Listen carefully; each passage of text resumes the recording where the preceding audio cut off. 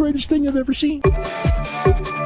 You're overdue. I just felt it's something that makes you look good, and that's cool, and you know, I'm all for it, but I think you need to tone this down because now it's getting intrusive to the show. But they can go in the afternoon for a U.S. Hold show, on a second. as they did there, and they can do 180,000 buys for an afternoon show, which they've also done for All In. So okay, we know they can do. We know they can do big. Can I continue this before you cut me off? Yes, we know one thing. Yes. We know it might have done well because it went on first. I'm not saying it would. Here's my thing, Dave. But here's okay. Wait. Okay, here's the thing. Oh my God! It's the greatest thing I've ever seen.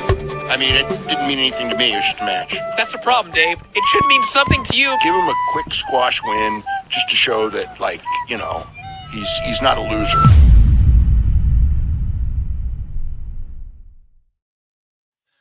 Ooh, what's up, everybody? Welcome to Dave Meltzer, Dumb Moment of the Week, hashtag DMDMW. I am your host, Phil Marks of Pro Wrestle Times, and we are live here on YouTube with the replay airing wherever you listen to podcasts.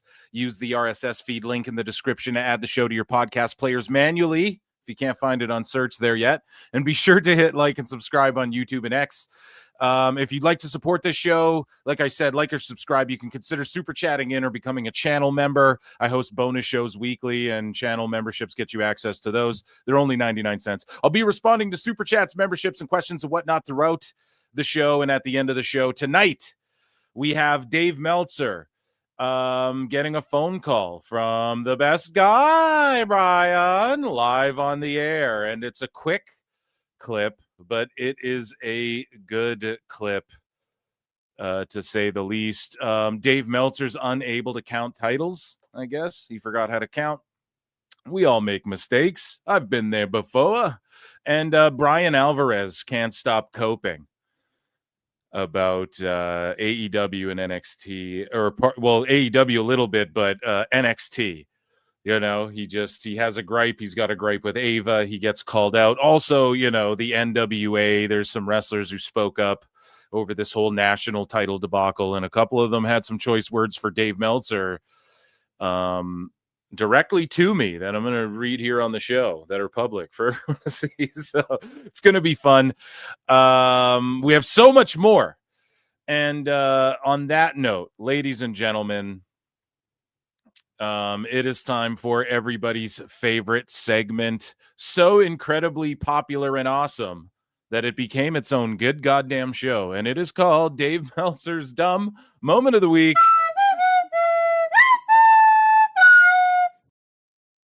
And it's a sad one. It's a tragic one for Dave here today. I mean, he definitely gets slapped around a little bit, and it's unfortunate for Dave, but it's what happened. It's unfortunate, but it is what it is. So, yes, let's get into things here. Dave Meltzer, boy, oh boy, do we have quite a bit to get to. We'll kick things off with a star rating. He gave Io Sky versus Mayu Iwatani at Marigold Grand Destiny 4 stars. It was in Japan, so it got a 1.5 more than most women's wrestling, Bryan. I'm on one today. So speaking of Bryan, you know, he copes a little bit over WWE and Saturday Night's Main Event and NXT. We've been chronicling this year because, of course, it's not a double DMW without trying Bryan in the mix. Of course, Dave Meltzer, Dumb Moment of the Week, featuring Bryan Alvarez is the tagline. I mean, but here's him talking about Saturday Night's Main Event and all the schmozzies that went on. There was not a single angle on the show. Nothing. Yeah, sure. There wasn't one angle on the entire show. There was no post-match beatdown. There was no pre-match beatdown. Nobody turned on anyone. No one turned. Yeah, imagine that. Turned. Like, I'm trying to remember the last big WWE show where they just gave us 4 wrestling matches with finishes, no interference on. He's right. You know, there was no bullshit. Even I was like, okay, well, the Americanos are going to run in during the triple threat, or we're going to get maybe some Braun show up or Jimmy Uso, because like not. I was saying if you guys go back and watch the Saturday Night Main Event watch along, where we watch the event, I was saying that they won't do both matches, but at least one of them, neither of them. So Brian's actually on point here. Trying The Brian. show. Yeah. But it was like weird because I didn't bother. It'd be me. more weird though, but it's not like WWE doesn't do this. It'd be more weird if AEW had a pay-per-view with no bullshit. No, it's great. But it was Not also to do the whataboutism, but like it would be more weird. Or even TNA, I'll lump them in that, right? TNA is notorious for like during the show they add a fucking match, or like a match turns into a 6-way or whatever, right? With WWE, it's pretty straightforward. You can kind of it's odd to me that not even Jimmy got involved though. That was peculiar, but it's refreshing, and it's something you can talk about. And it's switching it up, like it's something you might not even think of right away, but then you're like, huh, no schmozzes. Awesome. Because WWE, I mean, whether it's a cash in or whatever, all wrestling does it. You watch any of these TV shows, after every match there's run-ins, drama, chaos. It's what pro wrestling is. so a little boring. I'd like at least a little boring. See, he wants at least one run-in. But then if Jimmy runs in, he goes, oh, it's just predictable and the same old fucking blah, blah, blah. So one angle, like give me something. But it was just 4 wrestling matches and nothing else. Bizarre. yeah, I mean, good for them. Just switching up, keeping you on your toes there, Bri.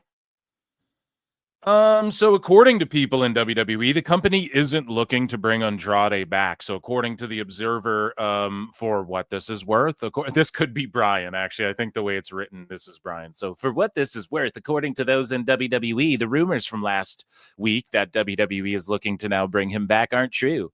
One person near the top who would likely know, or this might be Dave, one person near the top who would likely know, except Hechicero, although there are lots of secrets, said that he had never heard the name discussed. Another who would have to know said the story wasn't true. Keep in mind, yeah, this has to be Dave. Keep in mind, WWE is known for keeping some things that are a big secret, but I don't know if Andrade coming back qualifies in the category of the Rollins fake injury or the Lesnar return. I don't know. Why is anybody worried about it? This guy fucking, he fucked up, or someone fucked up along the way. I don't fucking know. I wish him the best right now. And it seems like he's getting paid by 2 companies or something. I mean, good for him, but I just wouldn't worry about where he's going to show up. I think there's some legal things that need to be ironed out here, right? Before we start worrying about where Andrade is going to show up on a wrestling show. I don't know if anyone wants to risk that right now. So here we go. Bryan Alvarez, trying Brian. He takes a shot at Ava. And she had a response, and Bryan Alvarez said that Ava Rain is the most consistent character in all of wrestling. Consistently terrible. She's terrible. Yeah, it's all storyline, but like, I'm sick of the storyline that Ava is so fucking incompetent. Like, she allowed the show in storyline to be ruined by these 2 fucking guys. She didn't do anything about it, didn't fine them, suspend them, kick them out of the building. She just let them fucking ruin the fucking show. And then at the end, she just goes, we got to solve this problem. Trick, you're getting a rematch for the title, last man standing, in 2 weeks at whatever fucking show. And I'm like, are you fucking kidding me? They ruined your goddamn show. I just don't know. Wait, again, show me a clip of Brian yelling like this when the Death Riders are like murdering people on other shows and shit. I don't want to hear this, bro. Undertaker buried people alive. Are you fucking kidding me? Like, what is she supposed to do? There's security pulling them apart, and he wants her to like start punching people or what? Like, how? And just so you all know, here's Big Show to knock everyone out who disobeys. Now, like, what do you want her to do that hasn't been done? There's security pulling them apart. And if you guys didn't see this segment, I mean, there's a little photograph below, but look at this photograph. I don't know. Alvarez just has this hate boner for NXT.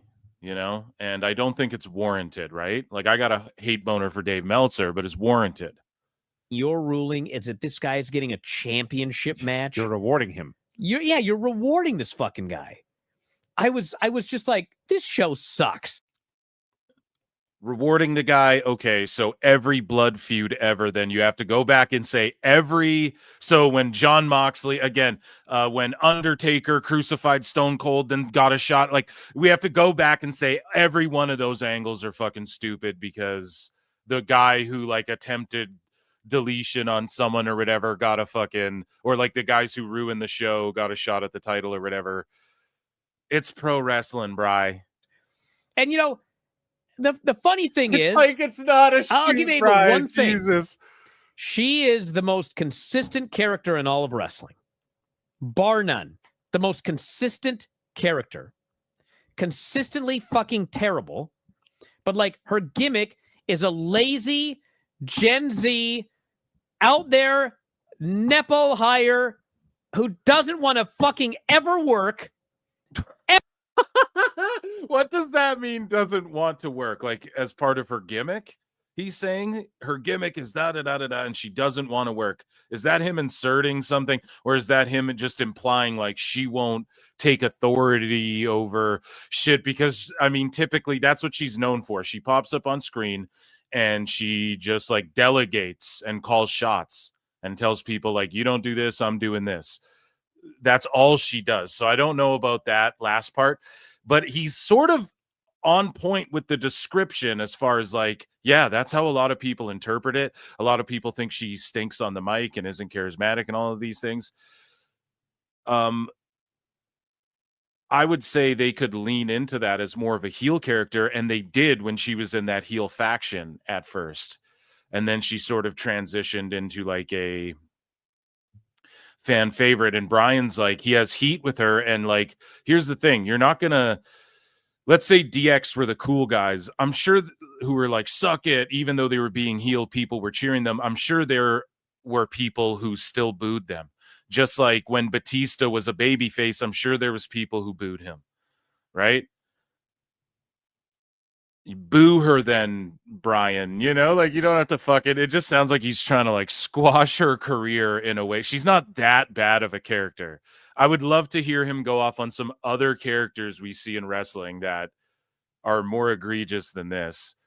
Everybody else has to do all the work, and she's going to take credit for it. Take credit for what? I mean, I don't know. If he's getting the storyline over, then I'm right there with you, Bri. Good call, buddy. We're just going to interpret that faux outrage as like, okay, you're getting it over. So when we started the show, we had a quick little glance at Dave Meltzer's star rating here. Well, we can circle back to that, actually. We can circle back to that. So, Bryan Alvarez, yes, this is what I was looking for right here.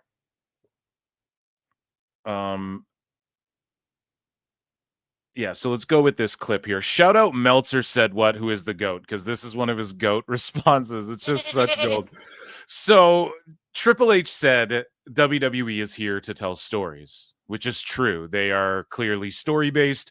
Even the wrestlers in AEW say things like, well, you know, the other company might tell stories outside of the ring, but like, we choose to do our storytelling in the ring. So it's acknowledged by everybody who cries about the yeeting. And yes, the yeeting is part of the sports entertainment storytelling outside of the ring. It encompasses all that. It's the entertainment. We like wrestling, right? That's constantly the argument going on. And everybody who watches like Punk cut a 20-minute promo and then they cry about the first half hour of Raw had 0 minutes of wrestling. Like, yes, WWE's the story-based company. Okay? They have way better long-term storytelling. AEW's only been around 6 years, and they can't even tell like any long-term stories. They can barely do callbacks and shit well. It's just like rehashing shit. And I mean, in essence, that's what all of wrestling is and what you're trying to do. And that's, I say this all the time, it's what all movies are and music and everything, dude. There's only so many notes. You're just like putting a new coat of paint on it and putting your perspective on it and trying to do something new with something old. Everybody's inspired and pays homage to someone else, right? So, anyways, Bryan and Dave take this as a personal knock at Tony Khan. Like, they took it directly as, oh, he's taking a shot because Tony Khan doesn't tell stories? Bro, even the wrestlers say we tell our stories in the ring. What more needs to be said? Like, yes, are there some stories that have been told? Has there been any amazing stories in AW? Yes, there's been a few, and even some people would go, no, those weren't amazing. Oh, come on now, Phil. That's not very fair, because it's like Punk versus MJF. Some people would be like, that was shite. A lot of people like that, At the end of the day, though, WWE simply stating the fact that we tell stories and we look at ourselves as more as like the sports entertainment. And then that's what Dave and Bryan and sickos and everybody, even wackos, even people who love WWE, have said that about WWE for fucking decades. And now, like, the in-ring action was even Ring of Honor's pitch and shit like that, guys. If you were around and on the websites back then, and no DQ and all that shit back then, like, it was all about, well, Ring of Honor's wrestling, and TNA, I mean, the matches are way better. Stories, WWE's more story-based. Like, that's always what it was. And TNA would get shit sometimes from the internet fans back then, like, oh, they're trying to be WWE light by telling all these stories and shit, because they were trying to sports entertain and stuff.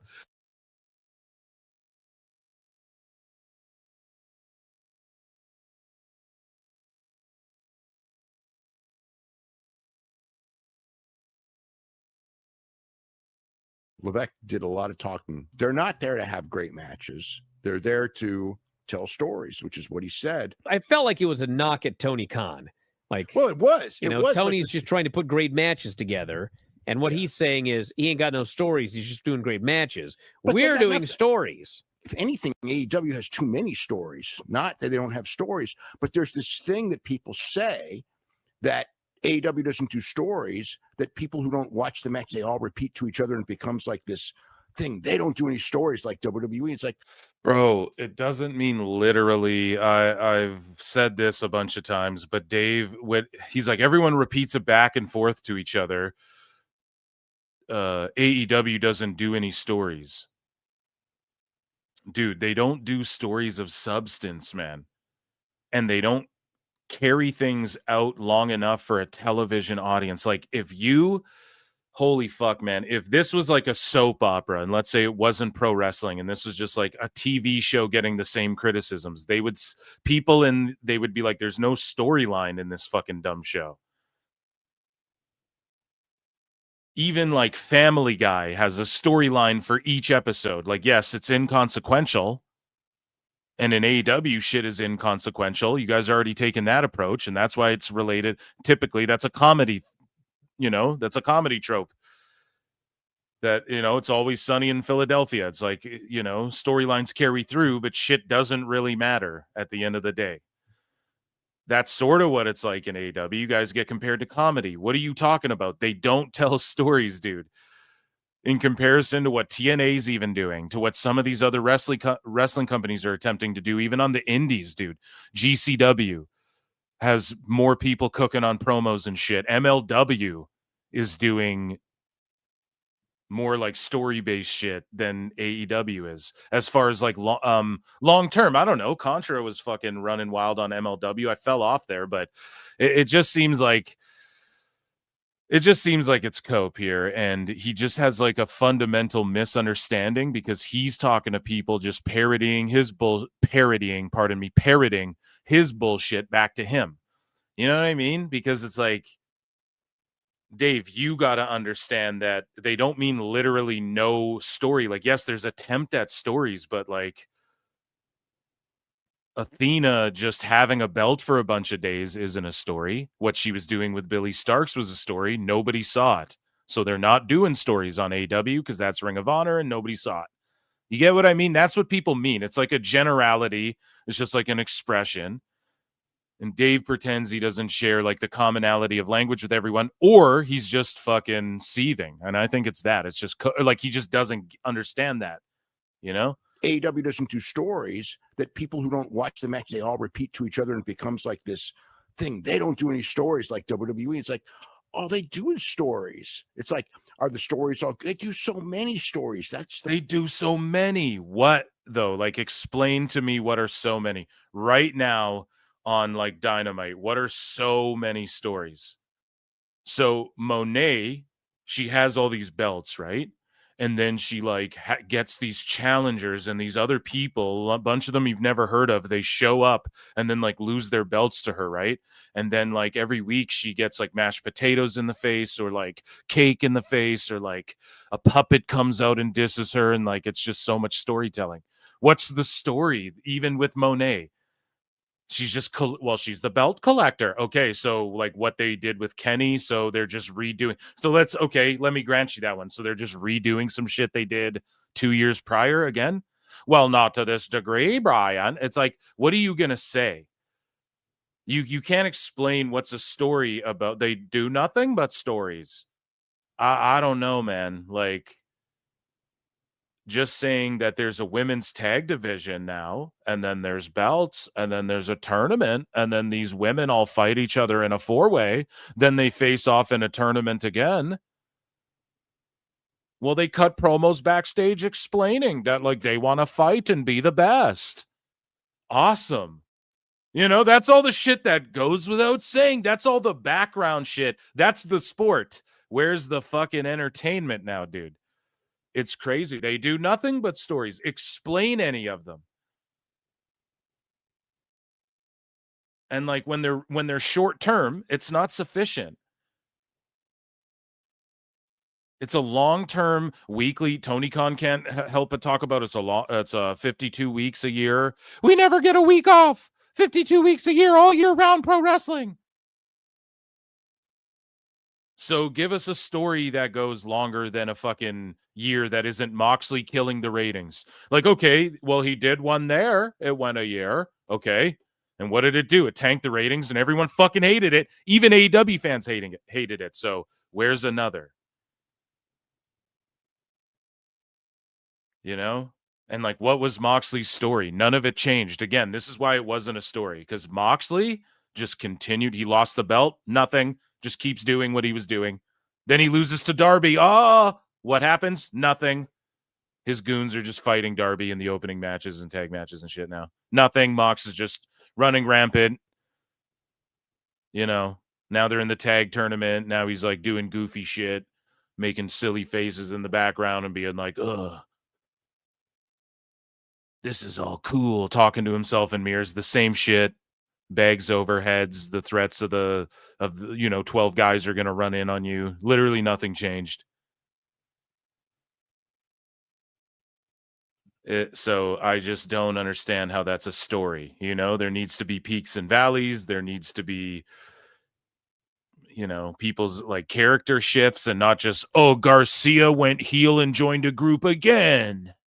Oh, and can you believe it? Garcia got mad and joined a heel group again.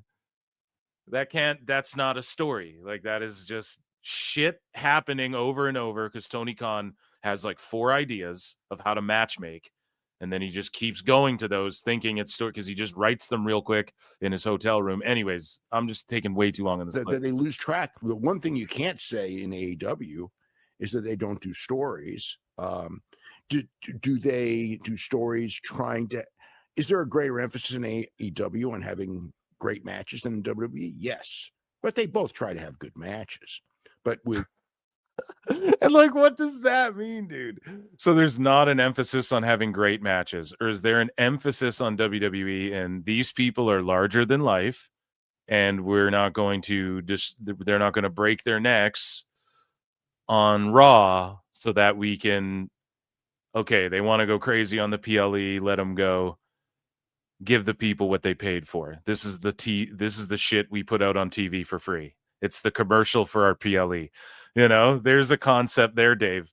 AEW, it's, it's more of a prerequisite, but also AEW's talent is more conducive to having good matches. But as far as like the product, I mean, WWE doesn't have the best product in the world this year by any means. I mean, by any means. So we have to really think about that. We have to rack our brains around it, Bryan. This year, who's had the better shows? I mean, this is like an end of the year thing I want to do next month for my Christmas show. I like to really rack my brain around all the events, Bri. But I don't know, dude. I think AEW really fucking lost the plot. And I think the shriveling, dwindling audience reflects that. And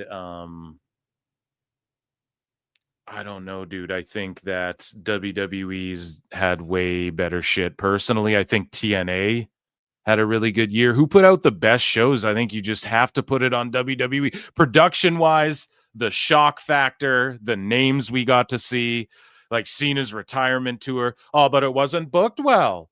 But like, to who, dude? They sold out all these buildings. I love it. I don't know what you're just a E-drone. Okay, you're a AEW dick licker. Like we could just play these dumb games all day. So just discard any of that, right? If anybody's going in my imaginary argument here, right? I just don't know how you could argue like the production wise, the name of the stars, the matches we got. Like Cena AJ clears the entire year. Like whoever had that match, I think won, just based on that match alone. So yeah, I just think it's cope at this point. It's desperation because it's end of the year and all this TV deals coming up with AEW and or all this Paramount WBD stuff is going on, and their TV deal seems to be, I don't know. It seems like WBD's regretting like all of their linear TV and their sports shit is what they're saying. We'll cover that more on Saturday's show, but an article came out today where basically they HBO, like WBD said that HBO Sports or what did they change it to? Yeah, HBO Max, like Warner Sports, all the sports they have are pretty much like shit the bed for them. It's not, doesn't do anything. So it's like, okay, if AEW is a sport like everyone claims it is, then there you go. It's coming right from the horse's mouth. I don't know what else to say, but anyways, let's listen to what Dave and Bryan. We spent too much time on this obviously they clip have the here. best matches, but they don't have the best product. They don't have the best matches and they don't have the best product. But like, what does that mean? The best product, like the most enjoyable watch and shit? I think for sure WWE has that. That's why they have the most fans. It's like people are like, oh, so is Taylor Swift the best singer? It's like, well, one, that's not what goes into. If your objective is selling a bunch of albums, then being just the best singer, what, technically? Not everyone wants to sit there and listen to someone go, he ba bobby, he ba bobby, he ba bobby. Oh, whoa, whoa, whoa, whoa, yeah, yeah.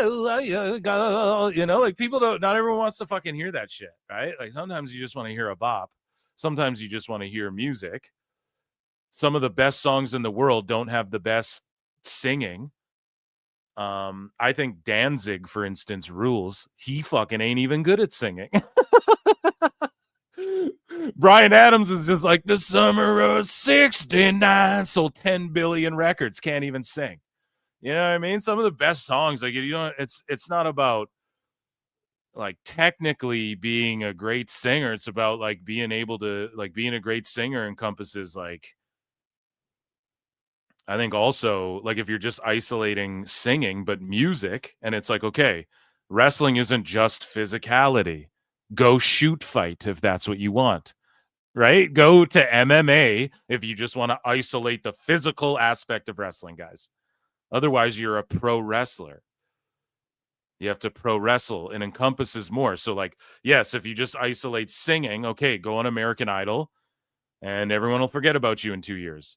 If you're talking about the fucking, like what it encompasses to be like a musician, like a top selling artist or whatever the fuck, why most people want to sing in the first place, then yeah, you gotta Like, we can objectively say, yeah, like Christina Aguilera can sing better than Britney Spears, but that's what it's like. Who gives a fuck? Like, who's the bigger star at the end of the day, you know?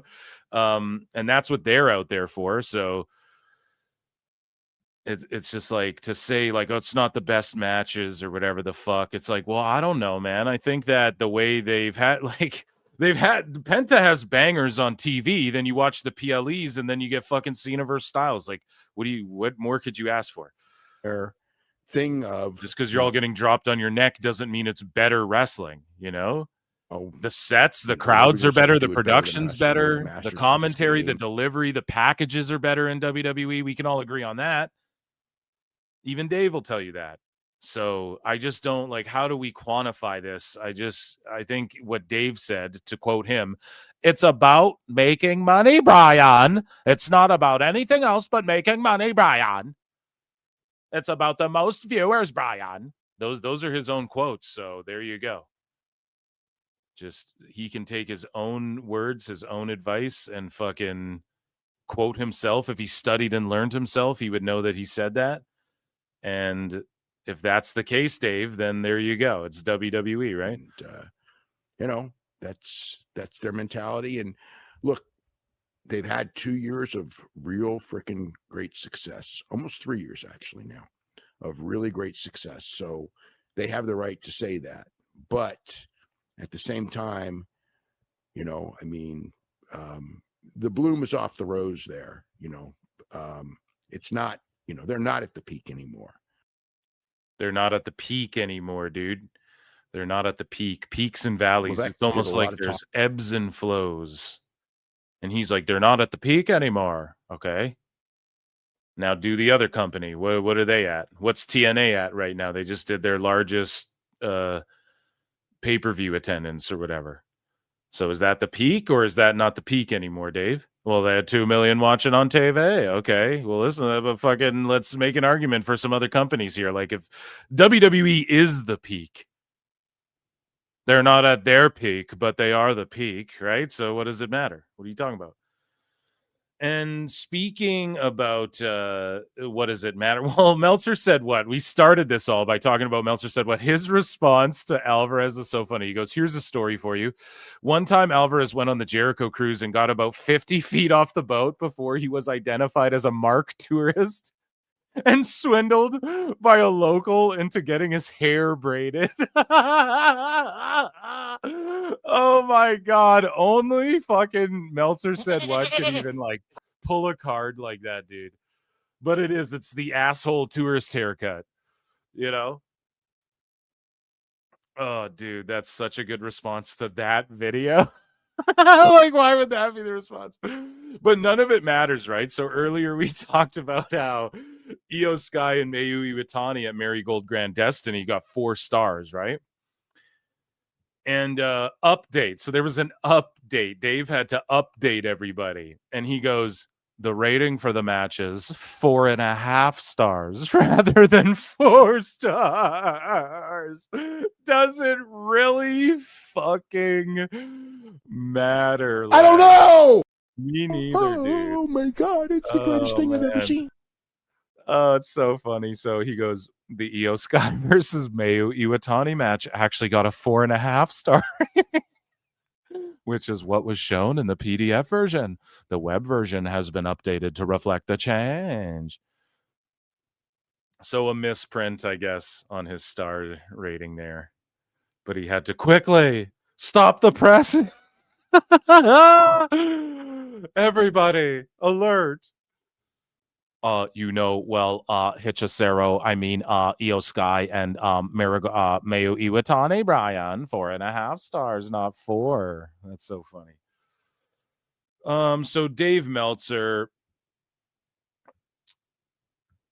talks more about WWE a little bit, him and Bryan, right? And so Dave actually stood up for Triple H a little bit. Now, this is a trying Bryan, but I am going to give Dave a little bit of credit because he was saying things like, listen, I mean, it was expected that SmackDown was going to do a low fucking number You know, he said it reasonably, but then he did take that opportunity to take shots and be delusional about other shit because he's trying to be pompous. But he was like, well, I mean, it's not over for SmackDown and shit. At least he was honest about that. But then he just, doubled down on other delusions because he was feeling himself a little bit. But here's trying Brian's take on the SmackDown doom and gloom that we've been dealing with this last week or so in the IWC. At least if you're on the internet, all you're seeing is like WWE's dead from like sickos. It's like, why do AEW fans care? Let it fucking go away, This person says, let it go away if you wanted to go away. What the fuck are you worried about? Should politic to replace Paul Levesque as head of creative. Enjoy all wrestling, I thought, right? That's your motto, not for mine. WWE. Oh, you or me? I don't want that job. Man, oh man. Too Said many Lance. hours in the day that job takes. I'm sure it takes a lot. It was funny this weekend. It's like, first you had the SmackDown that did like 4,000 fans, and everyone decided the ship hit the iceberg. And then Saturday there was the Saturday night's main event. Hunter wasn't even there. And then it was just like 4 matches with no angles. I mean, listen, I like wrestling. I like finishes. But I watched that show live, which means I watched an hour of downtime and then an hour of 4 matches. And by the end, I was like, it's like nobody watches television, bro. You would think this guy was born in like the year 2010, and he was raised on a tablet his whole life. Like, Brian, you were alive when you probably had to get up and turn the fucking dial on the television. And you didn't have a remote or whatever, what the fuck are you crying about? It's so crazy to me. People used to have to like sit through ads and shit, and they still do when they watch sports. And if you were watching any big sports presentation, there's a billion ads. You don't get as much action. It's the same with like UFC. You're just sitting there through there'll be 20 minutes between fights sometimes. You're like, holy fuck. When they get to the pay-per-views, they have it formatted well, but when they're trying to like fill that TV time and then like a fight will always fall out, they got like an hour to fill. It's like that. I don't know, man. It's part of watching TV is the fucking ads. Watch it on streaming and shit. I guess he couldn't. I guess he's in America. So I was watching it on YouTube, but even then it would just cut away to like we'll be right back or whatever the fuck. Honestly, I'm kind of bored. Like, could we have one angle or something? So, then he wants angles. There were people talking this weekend, like, should we be replacing old Levesque here? Because, man, this is not. Should we be replacing him because they decided to just give Punk a moment and end some fucking feuds and move the Penta Rusev thing along a little bit and show and it's boring. He's not even there. Attendance. He's not even there. It's boring. Triple H isn't even there. Why the fuck does he need to be there? You pussies all cry that he's there and he's P. Diddy, right? He's in all the videos. He's fucking Suge Knight said at the Source Awards, right? He's all in the videos and shit, dancing. You guys are mad that you guys are saying he has Dana White syndrome and all this shit. That's literally what you're saying. Now Bryan Alvarez is over here. I'm over here now. And he's saying that fucking Triple H isn't even there. The show fucking stinks. It's just like cope of the highest order. Then Monday comes.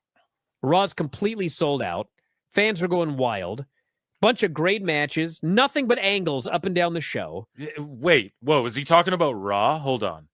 Fans are going. Attendance is down. Then Monday comes. Yeah. So listen to what this stupid guy says. He goes, then Raw comes along, the show that is typically, they put it on Netflix because everyone has Netflix and it was on fucking cable and network because everybody fucking just has free access. It's the free TV show for them to promote their PLEs, right? And then this dipshit goes, yeah, and it was just angles all on that show. Holy shit, man. Holy fucking shit. Go figure, dude. Raw's completely sold out. Fans are going wild. bunch of great matches, nothing but angles up and down the show. They made some big changes, and it felt hot again. So we'll see how it continues on. They're still averaging 11,700 fans this year. So Brian's like, So- I love wrestling and I love finishes, but they gave me a show for once. WWE gave me a show of just finishes and wrestling, but nope, it was still bad and it's terrible. And so he gets called out for this bullshit. Ava Rain responds and goes, man, I remember my first day on Earth too. She should have said, I remember my first beer. I think that would have popped more. Dude bros. But I remember my first day on Earth too. That's like a good little spin on it to not be too vicious.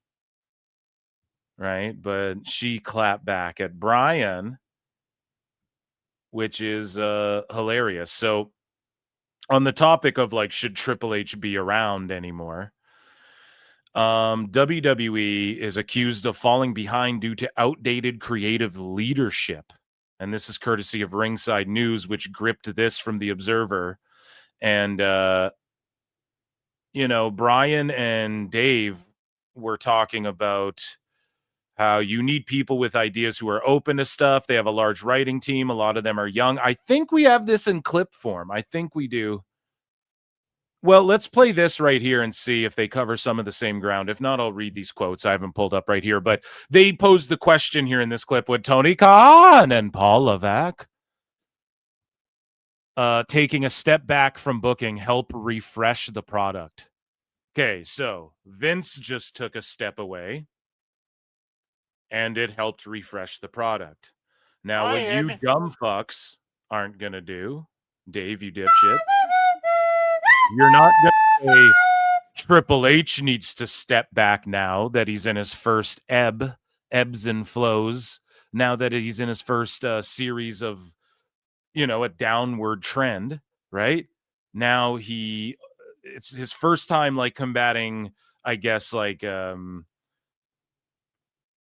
don't want to say, what is it? It's not controversy, but it's like any resistance, I guess, or like, hey man, business is it's not as hot right now, even though TKO just squashed all this. We covered it on the live show on Wednesday. Time cop. Like TKO, we're talking about all these profits and yada. But this is the first time, Triple H has ever had to like be on his back foot, maybe, but not even really. I mean, if we're to credit and give Dave and all the doom and gloomers like the benefit of the doubt and just say, okay, you guys are right about all this, it's the first time we got to see him like claw his way out and we're just throwing him away instantly, right?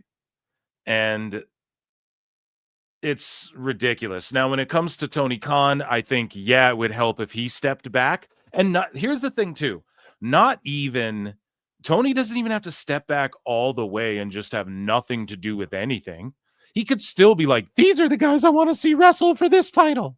But just let smarter people who are more creative get you to those points. That's all. That's all Tony's got to do. And the problem with Tone is that he's like Vince. He's just spread way too thin. Triple H might be spreading himself thin right now, but that's why he has all of these other people in place who can fucking carry the torch when he's not there. It's like Vince he did every single fucking thing. Triple H oversees everything and he's very hands-on, but he also has delegated. And maybe he's a bit of a mark for himself too. I'm not even denying that. Like, okay, maybe he is. Who gives a fuck? Every wrestler's a mark for themselves. Fuck. But it's like him venturing off and doing these other things. It's like a good sign to me. It's like, okay, he's not going to wear himself thin in this wrestling shit. Whereas Tony Khan is spread too thin as it is with these other sports. And then he's obsessed himself into like delusion. And then nobody's checking him. There's no like checks and balances. There's no filter for him. Triple H, as we saw in the Unreal show, unless that whole thing's fake, but I mean, the creative meetings, by all accounts, by shoot interviews before and after the Unreal show, it's a bunch of people sitting around a fucking table, pitching ideas and da-da-da-da-da, right?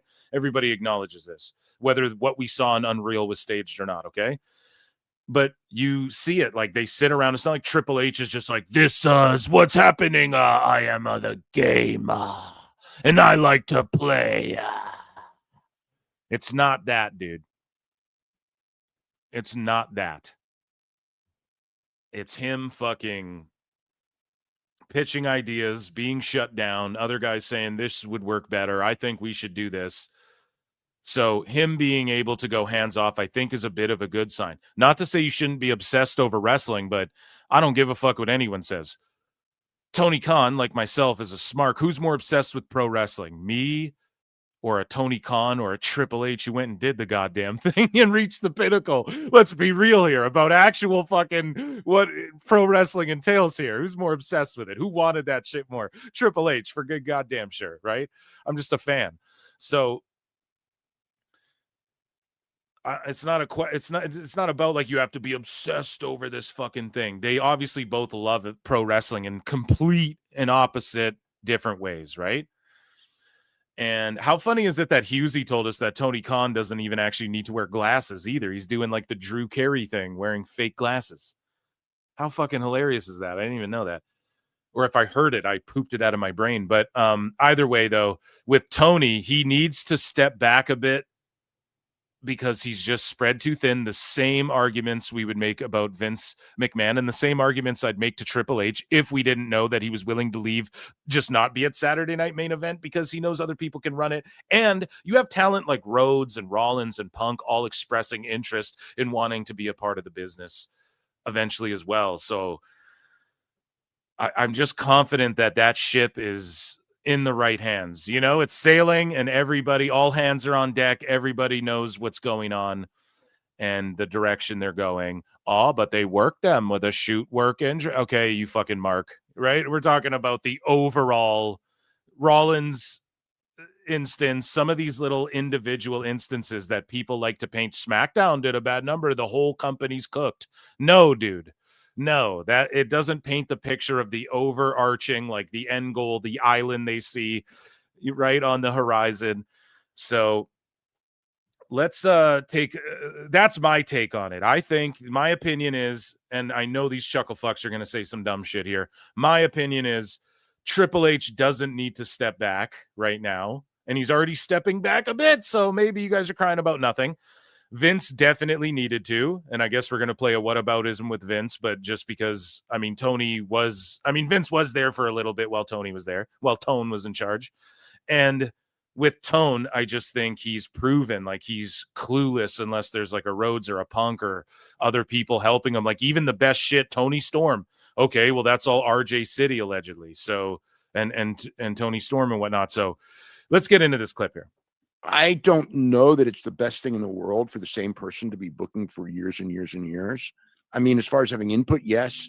And with Levesque, there's a difference in the sense that he's getting ideas from so many different people and he's just kind of formulating those ideas. But there is still a sameness, and sameness in wrestling leads to some staleness. And with Tony, we're talking right. Okay, let's. I don't want to just harp on it. Right, the same belts, the same tournaments, the same gauntlet match, the same fucking 4-way for 400,000, the same fucking right. Years as the head booker. Harp on that all day. That's a really long time. I can't even think about what's the same in WWE right now. Like last year, so Cena's about to be done entirely. We have like luchadors running around everywhere. The Rock's nowhere to be found. I don't know. Shit seems different to me in WWE, man. Sometimes I think that Becky Lynch is back. I just saw AJ Lee not long ago. Hopefully she comes back. I've been harping on that. I'm not saying it's the best shit ever. I'm not saying it's my favorite top ranked era of wrestling ever in my life, but it is. I don't know if like a year ago, what's more of the same, AEW or WWE. I think WWE's different, dude. TNA people show up now and shit. Fuck you talking about? Maybe, it'd be good for him to like get a booker and take a rest for 6 months and then go back. But that's did he just admit it? Oh, he just felted Tony Khan. Check this out. Get a. Let's listen to that. And listen to how he can't just be honest about Tone. Tone calls him too later in the show. We're gonna check in. that's a really long time. Sometimes I think that maybe, it'd be good for him to like get a booker and take a rest for 6 months and then go back. But that's not going to happen. He loves booking. And He admitted it. He should hire a booker, but then hiring a booker that's like a bad thing. There's got to be, because you can't just like bring someone in and then fucking like, here, you're in charge while I take off for a bit on a Disney cruise, right? You got to fucking like, man, I've been harping on this. I give Tony Khan shit because like, people claims that he loves pro wrestling so much. He does nothing to develop the future of it. He just pays guys a lot of money. He's not building stars. He's how do I explain this? Like he doesn't give a fuck. Like he just does things like take the national title, doesn't give a fuck about NWA, calls Dave on the phone. Dave's trashing Billy Corgan on his show. What do you think him and Tony are laughing about on the phone? Like, we're not dumb. We're all adults here. Like, well, hopefully we are. I say a lot of cuss words. If you're listening with your kids, I'm fucking sorry, okay? But like,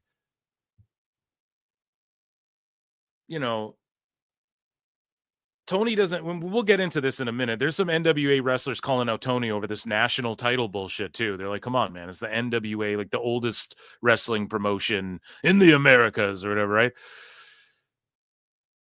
He doesn't give a fuck about that. He just takes titles, doesn't care. And then he like hires dead wrestlers' widows to come on and be like, hey, Lou Thez would have loved this style and shit. And it's like, what the fuck? Like, it's so weird, man. To me, that's not how you show appreciation for pro wrestling, especially like the number one thing you could do is make it better for the generation after you. And that goes for in all things in life, right?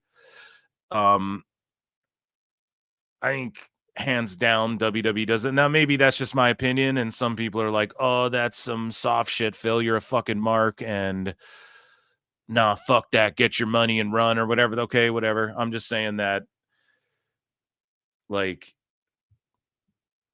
Tony definitely, I think, deserves some shit for like hiring people's widows and Rita Chatterton, and then like they just said this week that they got rid of their only training ring. And then you have dumb fucks like disrespect talking shit. Like your world champion's a guy who's like, fucking, I wouldn't listen to Terry Funk and shit. Or whatever the quote was he said, the empty-headed dumb fuck, as Punk put it, right? Why would I listen to legends? Why would I listen to people who made it before me and shit? Just things like that. I don't know, man. And there's some merit to that as far as like, okay, maybe not fabulous moolah, but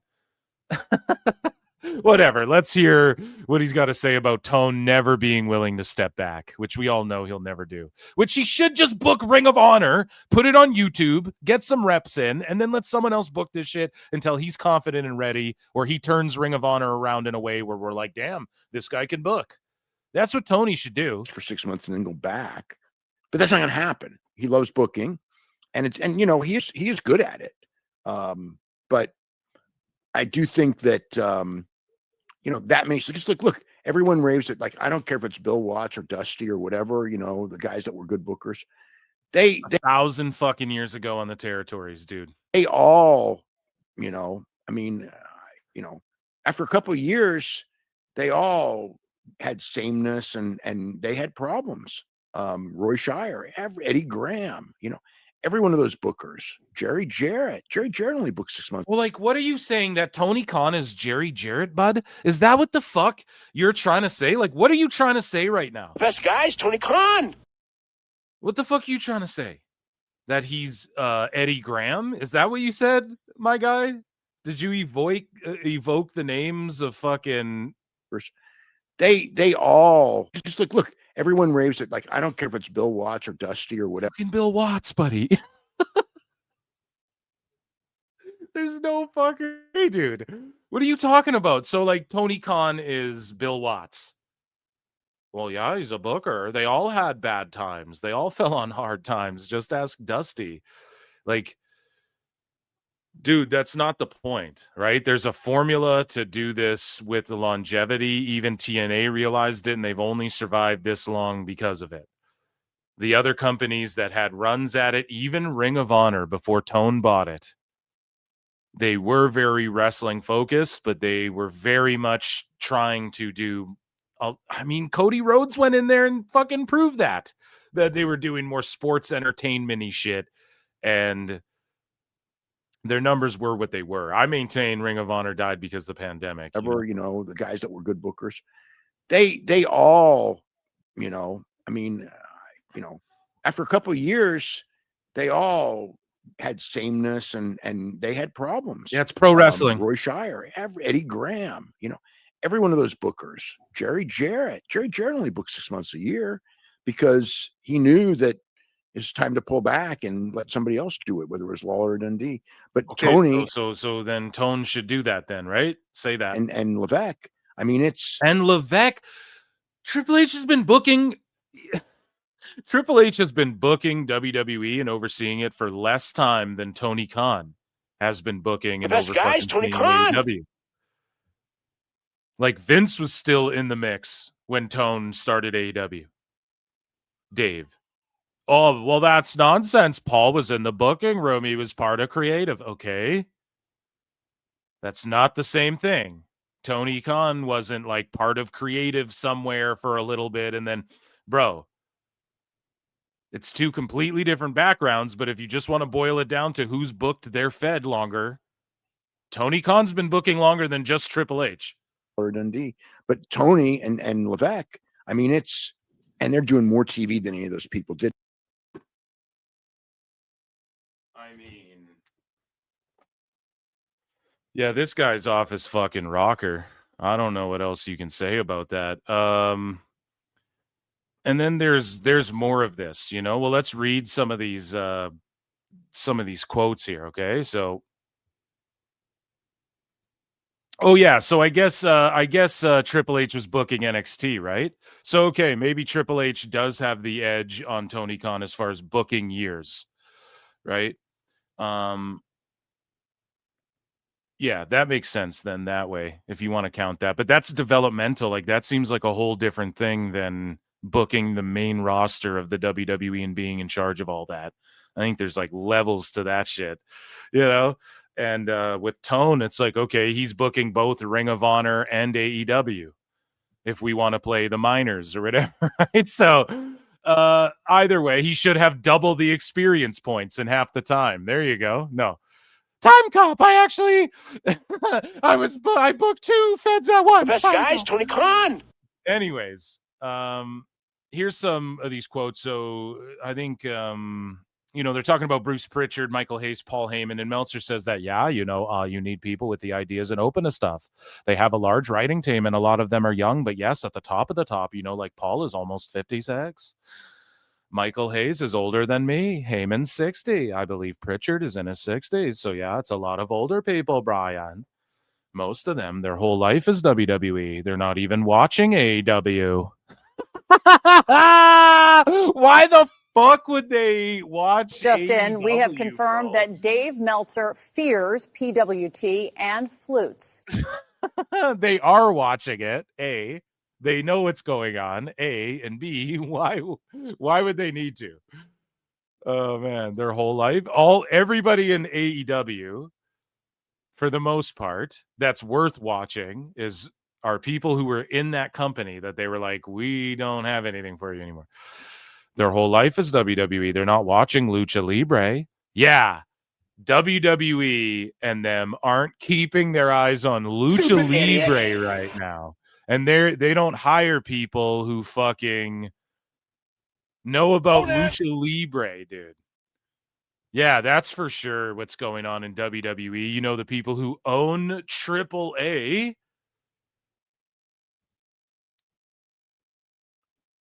Only the company that owns AAA, yeah, they don't pay attention to Lucha. Just because they don't watch it and watch Hechicero. They don't watch El Clone. They couldn't tell you one thing about what CMLL is doing or what New Japan is doing. Yeah, they couldn't tell you one thing about what New Japan is doing, but meanwhile, New just trying to book. Meanwhile, they just inducted fucking Jushin Liger and fucking Great Muta into their Hall of Fame, and they're talking about Tanahashi having his final match against Shinsuke Nakamura. WWE for sure doesn't know anything about Nuge. Nick Khan didn't offer Bryan Danielson the ability to wrestle in Nuge because he's not a wrestling fan and he doesn't know about New Japan. And he doesn't know that guys want to work over there. And they're not partnered with Noah, right? They're not partnered with Marigold in some ways. They just sent EO there. They don't know shit about New Japan. Why? Because Tony Khan they just are like, no, we're going to ignore that. No, dude, that's what Vince did. That's not what Triple H and them are doing. Clearly. They don't know what CMLL is doing. I'm sure they do. And the people that they have hired to AAA certainly know what the fuck CMLL is doing over there because it's in their best interest to fucking know. So what are you talking about? Like, this is such cope. This is cope of like insane, uncanny orders here. So, it's a lot of older people, most of them. And what are you, Dave? And this is the thing. Dave is the arbiter of like, dude, you're 1,000 years old. You're fucking Tales of the Crypt Keeper here. And you're fucking trying to tell people what's hip and cool and what WWE should do to stay hip and cool. Who the fuck are you to say anything? Well, Tony Khan, he's much younger than I, and he agrees with me. Yeah, so maybe he's out of touch too. You're not going to keep learning if you're only following your own company. Dude, they don't only follow their own company. They work with TNA and work with multiple companies. This is such insane cope. You got to study the indies. Oh, so you mean like WWE ID? You mean like how they set up a whole show called Evolve? Dummy, yeah. You mean like this thing called WWE ID? Where they have people out there studying the indies and telling them who should be on their TV show they designed for the fucking indies? Holy fuck, man. Dave. You are coping and seething. You just can't accept what you're seeing. Yes, you're coping and seething. The truth it is scalding, and now you are molding and coping so hard, coping and seething. It's fucking nuts, man. And then he goes on to say they only know the way they grew up on, and there are new ways now. Dude, yes, Bruce Pritchard doesn't watch CMLL. But they hired people who do. Okay, and they know what's going on. And Dave Meltzer's the same guy who's written stories about CMLL wrestlers. Oh, WWE really wanted them, but the best guys, Tony Khan. WWE really wanted this wrestler, and their ties to CMLL might mess up then. WWE had their eyes on Hechicero, and Mystic, whatever the fuck. He said that in the past about multiple wrestlers, but they're not watching CMLL and shit. Liar! Which one is it? Fuck. Then you have Dave saying stupid shit like this, like, and then people say this, like, it's absolutely insane how many people who criticize Meltzer for his bias are absolutely nowhere to be found when he says stuff like this. And it was just Dave saying, like, okay, SmackDown, it's not doom and gloom for SmackDown, guys. Chill out. And then Dave goes, because they're the ones biased and no people like me see through them. It's like, bro, how many biases have we pointed out? How many flip-flops and hypocrisies have we pointed out over here at PWT? Right? He has, here's another instance of it, right? Dave Meltzer gets buried by Rusev. You know, Rusev throws shots at dirt sheets about him refusing to lose matches in AEW. Again.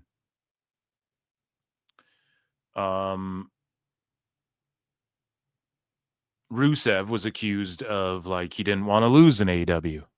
Then he goes to WWE, and now they're talking about Rusev's lost more matches in WWE than he did AEW. And Dave tried to use that as like a victory lap. I sure told him, so you should have stayed in AEW and did jobs there because you lost even more in WWE than you would. Meanwhile, let's say he was booked equally in AEW, Dave. You're just fantasizing a world where he could have lost. Dave's doing like a fucking imaginary. Yeah, he didn't lose because he didn't wrestle in AEW. So what the fuck you talking? He's wrestling like all the time. He's wrestling at NXT house shows now, helping get guys over. So like, yeah. So are you imagining a world where he wrestled equally the amount of matches in AEW that he did in WWE? Okay, how do we know he wouldn't have lost all those matches? Too. Like, we don't fucking know. We don't know if they were calling him to lose all the time, and that's why he never fucking worked, because he was like, no. Like, I don't fucking know, Dave. But he goes, so Dave tried to use that as a victory lap, though. As like, oh, I sure showed them, right? Like, you're losing more. Meanwhile, it just blows up in Dave's face. Like, no, he's willing to lose. And Dave's like, I remember when I wrote he had a knee injury. He said I was lying, then started wrestling with a giant knee brace on. So I don't know. There's an argument like somebody found an image of Rusev, and Niccolo Piccolo's like, I'll raise the stakes. Show me proof of this giant knee brace, and I'll believe the Tooth Fairy, Bigfoot, and your pay-per-view numbers in that order. And so Dave would have to come more specific, like what year and time and place, right? But people found like Miro had a big bandaged leg before. And that is a fact. So I don't know if that's what Dave was alluding to. Again, he won't respond to Nick. So it's just unfortunate in that regard that they can't duke it out with each other. We can't get rebuttals between them, but I just don't think Dave wants that smoke. But speaking of which, oh yeah, here's Niccolo Piccolo said, LMFAO, a few people sent this to me yesterday. Been meeting to circle back. Dave, if you can show any photo or video. I know I saw one, dude, of Miro wrestling with a giant knee brace. I'll take back everything I've ever said about you making things up. Hell, I'll even believe the 500K max number. Someone might have pulled a pic of it. I thought I saw one. I don't know, but it was just like a bandage. And it's like, well, that's not a brace, dude, but that is bandaged up pretty heavily. So if that's what Dave's talking about, then okay, point for Dave, I guess. But I doubt it. Like, I don't know, right? Like, Dave won't respond. So who fucking knows if that's what he was alluding when and it's from like a long time ago when Rusev was like, he might have still had like Russian colors on. I wish I bookmarked it. I should have. But either way, though, Kelly Kincaid calls out Dave Meltzer as well. Kelly Kincaid from WWE. You know, Bryan was there coping and seething and trashing Ava Raine. And so Kelly Kincaid chimes in and goes, it's weird because I don't ever see referees getting the same heat for letting chaos ensue in multi-person tags or the same criticism of any other authority figures. You think she's an easy target. You think you're punching up. You're not. She does a great job. Shut up. Now, again, her job being good is like subjective, right? But it's just good when wrestlers slap the shit out of Bryan and Dave. And we have some more of that. But she's right, and you know what she's alluding to, and that could be, hey, I've been calling it out in WWE, like, yo, that in NXT and SmackDown especially, the refs just let the tag matches fucking go.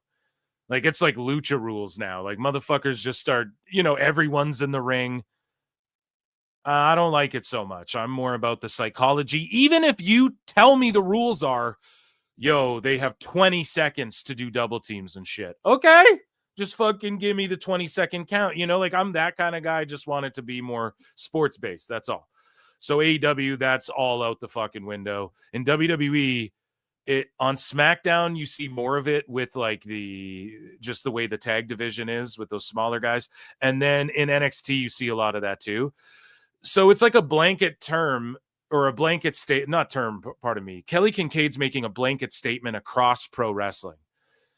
I would say TNA is the least egregious in that regard with their tag matches. I always love the reffing in TNA. They have some really good refs in TNA. That's a whole other conversation. But that's especially in AEW and shit. Again, not to do a whataboutism, and she didn't here, but I'll do it for her because she's saying what everyone's thinking. Brian, call out one of these fucking tag matches in AEW then. You know, like call out. Why don't people get called out when like people just brawl fucking?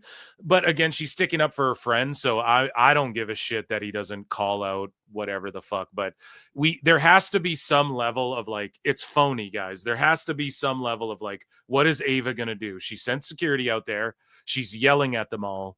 What's the point of any GMs? Like we have to sit there and watch Dynamite every week, and there's no authority at all. Tony Khan just comes out sometimes and cringily makes a match. And there's zero, it's just inmates running the asylum on TV, and that's the perception of what goes on behind the scenes as well. Because of that.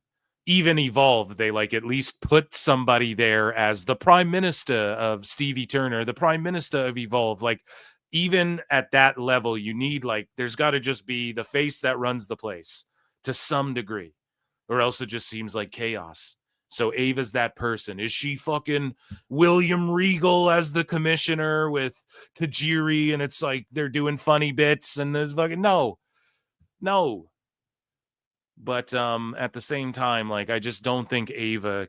I don't see how she's that triggering, especially because you also know that HBK's there as well. Like it's the idea that she will meet with HBK as well. On top of it all, like, and we know that they will come together for like pressing issues. He'll show up and, you know, have his say in the matter when TNA is invading and stuff like that. Like, there's a hierarchy. I don't know why just her being the person in charge of that is so triggering. It's like, Jesus Christ. So more about WWE versus AEW, because that's what this whole fucking thing is. That's what this whole goddamn show is. Dave Meltzer, again, he makes everything about AEW. And here's another thing he makes about AEW is the John Cena tournament. The last time is now tournament. Cena says in the video package, we've all seen it. Everybody's melted down and given their takes about it already. But Cena says that, you know, anyone from Raw, SmackDown, NXT, or other companies, they don't even have to work for WWE, and they can be in this tournament. Okay. And so, you know, everybody, like people, I want it to be Jericho. I won't lie. Like in a perfect world, I'm having Cena beat Jericho in his last match. If Cena wants to go out a victor, I don't think he wants to. We're seeing that the tournament's more old heads. And so it would make sense if it's all old heads, right? People are like, they need to push the youngins. Well, so far they've only announced old heads in the tournament. So what do you guys want to say? I don't know. I like the shock and awe factor of it all. But at the same time, like, bro, he's not even, we don't even know if Jericho's just working everyone to go work in AEW some more. Apparently Edge is like going to be an AEW long-term and shit as well from here on out. Like Husey came and said that he was on the show on the other day, last night. And he said that he had heard that allegedly, right, that fucking Edge and Christian like both re-signed with AEW recently, like long-term, like it'll be the last deals they ever signed around. Who fucking knows if that's true? Get mad at Husey if you don't. Allegedly. He's the one who said it. But it would be cool if it was Edge. It would be cool if it's Jericho. But clearly when fucking Cena says that, he's alluding to like AAA and TNA and stuff like that. Obviously, they'll give it to a guy like John Henry. Joe Hendry. I believe in John Henry. Clearly, they're going to give it to someone like Joe Hendry or something before like, you know, fucking here's Edge again. I mean, Edge would be awesome, but it's like, come on, dude. It's got to be someone Cena can lay down for that's going to continue to be in WWE for a while and hopefully like be over with their audience and sell merch and do all that sort of shit, right? Just if you're a smart betting man, I guess you're going to fucking stack your chips on Cena's going to lie down in his last match and he's going to put someone like Dirty Dom over, someone that's going to be in WWE for a long ass time to come. And that one day people will love and cherish, you know, even if they don't like them now. Or someone that people love and cherish now and it elevates the fuck out of them. Is that person Shinsuke or Sheamus or Priest or any of that? No. And if all the names are like that, I want Jericho. But if Joe Hendry comes in and wins this fucking thing, I'm not mad at that. If a guy like maybe like a Ricky Saints came in, maybe not him yet, but like an Obafemi or like a Trick Williams came in and won this whole thing and beat Cena in his last match. Remember when Cena went down to NXT and like gave Carmelo and Trick the rub? You know, imagine it could be Trick Williams, dude. He's super over and he's going to be with the company for years to come. And his entrance is already over and he's already got an iconic theme, dude. Let alone he's like good in the ring. He's got that experience with, I mean, he's not the best wrestler in the fucking we've ever seen. Will Ospreay, Canadian Destroyer, fucking Oscutter, 360, Tornillo, right? Like fucking obviously, but he's just like a solid hand and he's over. He's got a great look. He has size. Ladies love him. He's got a great entrance. He's cool as shit. Guys want to be him. You know, ladies love him. That's the sauce right there. So I could see it being like a Trick or a Hendry or something like that, right?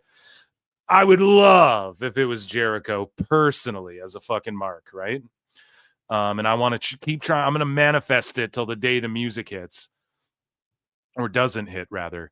But Dave here, of course, he just makes it about like, oh, they're obviously talking about Adam Copeland. It's all about Edge, and there's no way, and they're stupid if they think. Then why would they do this? If they're using AI and they're so calculated, like Dave, even Grok would tell you, don't fucking, and why not tease it? Or how about this? Why not fucking tease it, Dave? Why not make people think, well, good goddamn, these people could show up from anywhere? Like, why? Oh, don't make your show compelling. These guys get so worked over kayfabe. It's so funny. They announced the tournament.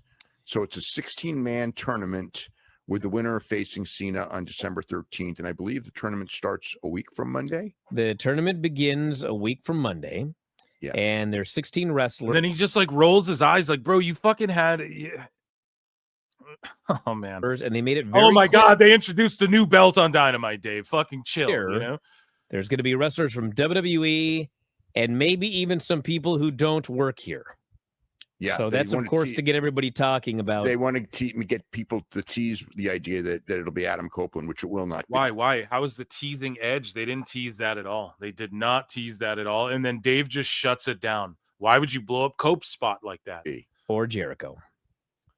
Which it will not be there either, yes. because his contract's not due then. It'll yes. So, I mean, it's going to end up being, you know, Matt Cardona, or somebody like Matt Cardona, and like then they say it like they're shitting on Cardona. Meanwhile, Tony Khan had to fucking poach Cardona off a GCW show, right? He fucking he put Jericho on an indie show to make up for that Ricky Saints shit. You guys remember that? He had to poach Cardona, put him in the main event of his show the same week or like a week apart from when GCW was doing a show at the Hammerstein. I believe that's where it was. And GCW outdrew the Dynamite that was there, sold more tickets than Dynamite did the same week or whatever, like a week apart. You guys remember that? It'll be Matt Cardona. He says that like fucking that won't be way more of a heater than anything his fave company can produce. He's just mad because it's not Hitchacero. You fucking mark, Dave. Oh my God. I would love if it was Jericho though. You guys know that. So Bryan though, he does a bit of a follow-up here on Ava. He goes, she actually had a good show, ironically. And so this is the week after. And Bryan is trying here a bit. Maybe he's lying a bit. Bryan. But he talks to Filthy Tom Lawler about, you know, she alluded to, or she reacted to what I said on this show. She was actually making things happen and calling the shots. So let's take a listen here. Brother, what is with these referees? We're not going to finish. They never get it. These referees, they don't. We're not going to finish this report because I'm about to go off here. You see what happened last week? We never criticize these You see refs. what happened last week when I was accused of just picking on Ava, and now we never said anything about the referees or anything like that? On the very show where you went on and on about how much this referee sucked, now we got another referee that sucks. This referee, let me tell you something. You know who sucked on this show? Not Ava, the referees. Ava actually had a good show, ironically. Not only did she have a good show and a good performance, she had brackets for her tournament. It's just like the don't clip Bryan. But at least they're just having a laugh about it. But it's like you can't clip yourself shitting on Ava, then go, oh, they only saw this clip of me shitting on her. They didn't. It's like, yeah, it's fucking clips. Everyone just reacts to clips now. Welcome to the internet. The only GM that can have brackets in the beginning of a show. Ava, of all people. And meanwhile, these referees suck. Ava put her foot down. She said, I am not going to take this from Bryan Alvarez anymore. You're not going to call me a netbo baby who does nothing. I am making every damn decision on this show, whether you people like it or not, and it's going to be for the good of the show. The problem with a lot of these shows is the people that produce the shows don't actually go home and then watch the show. They put the show together. They send people out. See, this is like the new narrative that they're running with. I don't know if like Triple H and them aren't watching the fucking shows back. But I could see that being a problem. Like I even made the argument for it earlier. Like, yes, they will put people in place to do shit, but I think Shawn Michaels, like Alvarez is sitting here pretending like Shawn Michaels isn't super obsessed with his product that he's putting together and his developmental brand. You mean Shawn Michaels, the infamous Click member who the whole Clicks thing was like, they would go back, they'd get to the bar or to the hotel room as quick as they could with some somas and beers and fucking rewatch their shit and critique it and break it down and figure out what they could do better and suggest shit to Vince. And they were the guys always in everyone's ears trying to control. Like, you mean those guys aren't watching the shit back? And like, I don't know. I think you got Shawn Michaels and them mixed up. The fans are going wild. They hear the people. They see the people freaking out before and after the show trying to meet the wrestlers. It feels like it's... And someone also said, does Bryan think that Ava's actually running things? That's the whole thing. It's like, dude, you're coping. It's kayfabe. It's a fucking kayfabe show. The fact I'm even getting roped into this is fucking... They don't actually watch the show. Embarrassing. I like to think that when we talk about how much this sucks, sometimes they go, you know what? Maybe we should watch this show. And they realize, golly, we have just absolutely destroyed Javon Evans for the last... No one's listening to the Observer, bro. Like, no, they're not doing that. I'll prove it. Ready? Because you got to do one of these 50% off sales every fucking 2 weeks. You guys have a new, where is it? Here we go. New subscribers, 50% off first month, discounted annual plan. Fuck everyone who came before us. And they do this every month. Here's the new one. November 4. Here's the new one. Okay. We had the October edition of the fucking 50% off Observer. And like, this is what Meltzer said. What? He's like, absolutely zero people are calling for Paul Levesque to be replaced as head of creative for one bad SmackDown on Halloween, except for your lobotomized troll followers, you 50% off mongrels. Fucking cooked. Meltzer said what, dude? More like Feltzer said what, dude? Oh shit. Where's my goat sound? Here we go. That's awesome. And speaking of that Halloween SmackDown and the goat, right? Meltzer said what goes, Halloween SmackDown stood no chance against the freeform showing of Hocus Pocus.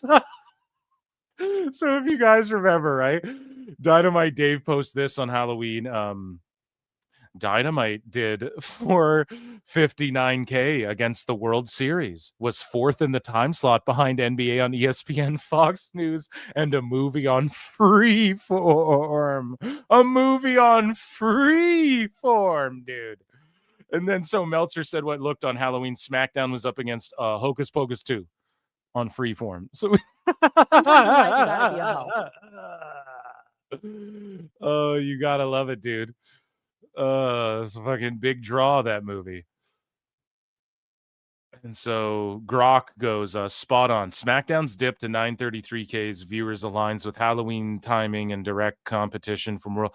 Bro, I don't need to ask Grok to fucking I don't need Grok to tell me that, bro, you know. So yeah, that's just great stuff. And let's check in here. Sorry, I want to check in with chat, guys. Guys, you can super chat in. You can become a member for only 99 cents if you're watching on YouTube. And that gets you access to my weekly bonus shows. PWT live show goes down every Wednesday, every Saturday. And yeah, Dave Meltzer, Dumb Moment of the Week. You guys are here watching this. This is also in podcast form. If you want the audio version, you guys can get that as well. And it's edited down a little bit. So Thomas Moore 9704 says Tony Khan is Vince Russo. Bro, let me tell you, bro, Tony Khan is a fucking mark, bro. And I don't even say fucking. I'm a Christian now, bro. In wrestling, let me tell you, Juggalo Championship Wrestling, bro, is the number one. Thank you so much for your support. Plenty and Pixar for 5 says, was the bracket comment not a stab at TK? Let's just assume it was. Let's just assume it was. Plinian, thank you so much for your support. And I acknowledge everyone who supports, and round of applause for you guys. We have much more. Use hashtag double DMW. So hashtag DMDMW. Just on all social platforms to represent Dave Meltzer, Dumb Moment of the Week. And manually add this podcast. There's plenty more show here. And we have some more clips. We have some more funnies. And make sure, if you can't find it on like Apple Pods and shit, add the link. There's a link in the description on YouTube or wherever the fuck you copy it. And if you just search using that link, you'll fucking add it to your podcast player or whatever. Let's get into some more stuff. We have lots more stuff. So Dave Meltzer talks about WWE some more. And so we watched that clip. So Dave Meltzer, he talks about WWE some more, and he salivates over these ratings. To compare them to what he was doing with AEW, we just read from the GOAT. Meltzer said what, Dynamite did, whatever the fuck. And there was a movie on Freeform, which is just hilarious. But in contrast, his post about Raw, he goes, Netflix reported the 10-27 Raw against both the NFL and World Series tied for the lowest in the history of the show. Now, I give Dave a bit of based Meltzer credit there. Like, at least he pointed that aspect out. Like, usually he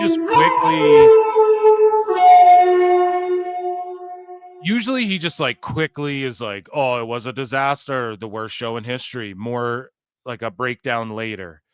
And then he'll write a paragraph for fucking Dynamite. At least he, wrote a bit of a paragraph here for Raw, but he goes, we'll be doing the math right now and have a story up regarding where it actually stood. Now, he should have left that last sentence out because Meltzer math it don't add up, bro.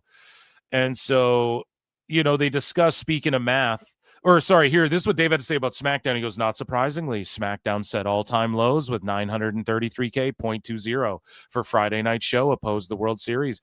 A 0.20 in the key demo, though. I mean, if we're going old school, that's like, okay, for like against the World Series, I would expect it to be way worse than that. Being on Halloween used to hurt worse when the audience was younger. So, Dave is saying it would be a lower key demo back in the day when the audience was younger. I mean, he's giving them the benefit of the doubt. Okay, even a broken clock. You know what they say. And it isn't surprisingly, but him saying like not surprisingly that they set all-time lows. I mean, yeah, you could predict that. I mean, even Raj was saying it'll likely do its lowest number. But he's saying it used to hurt even worse. Like, what is that little extra barb there? All good, though. He at least based Meltzer. You know what I mean? And a lot of these sickos out there, they're like, people don't say when Dave says something that's right. It's like, yeah, I do all the time. I fucking do all the time. But speaking about being right here, Dave Meltzer talks about, I believe this is Dave here, right? European PL. Yeah, it is Brian and Dave. I'm pretty sure on this clip. But will WWE's increased ticket prices cause the bubble to burst? Meanwhile, I think, yesterday, so on the 5th, so a couple days after this clip drops, TKO's talking about record profits, or maybe not record profits, but like these huge fucking profits, and they're talking about, we did like a huge Q3 or whatever the fuck. I didn't read it all. I didn't dive too deep into it. We touched on it yesterday with Husey. Time cop. But then Nick Khan came out and said, yo, us cutting back on house shows and increasing the prices actually helped us in these ways or whatever. So, and of course, the bottom line is just making money, which Dave, we have the quote. I should put it on the soundboard where he's like, it's only about making money. It's in the theme song to PWT Live. But here's their take on if the bubble will burst. Like, WWE's in such fucking dire affairs. They're in such a dire state right now.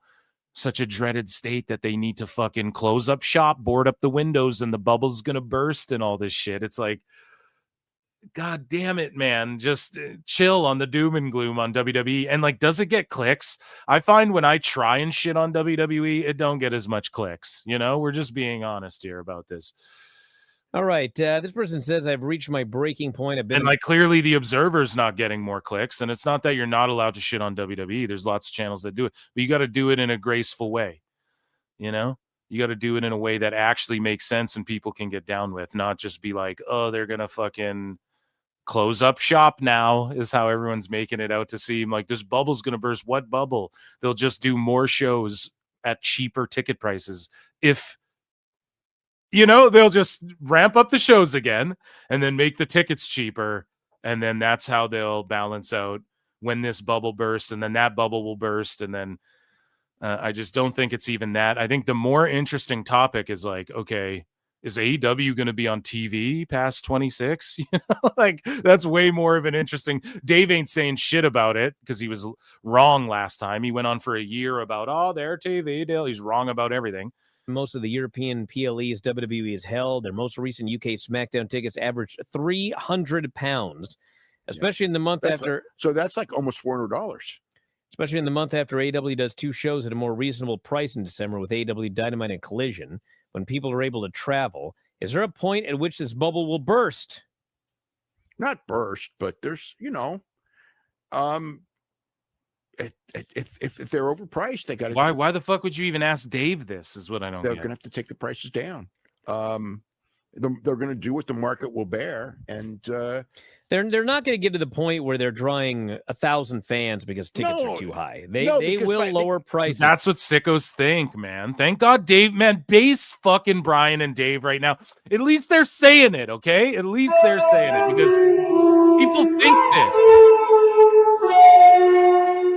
You have these fucking sicko accounts out there melting down. WWE's ice cold right now. They think that's what's gonna happen.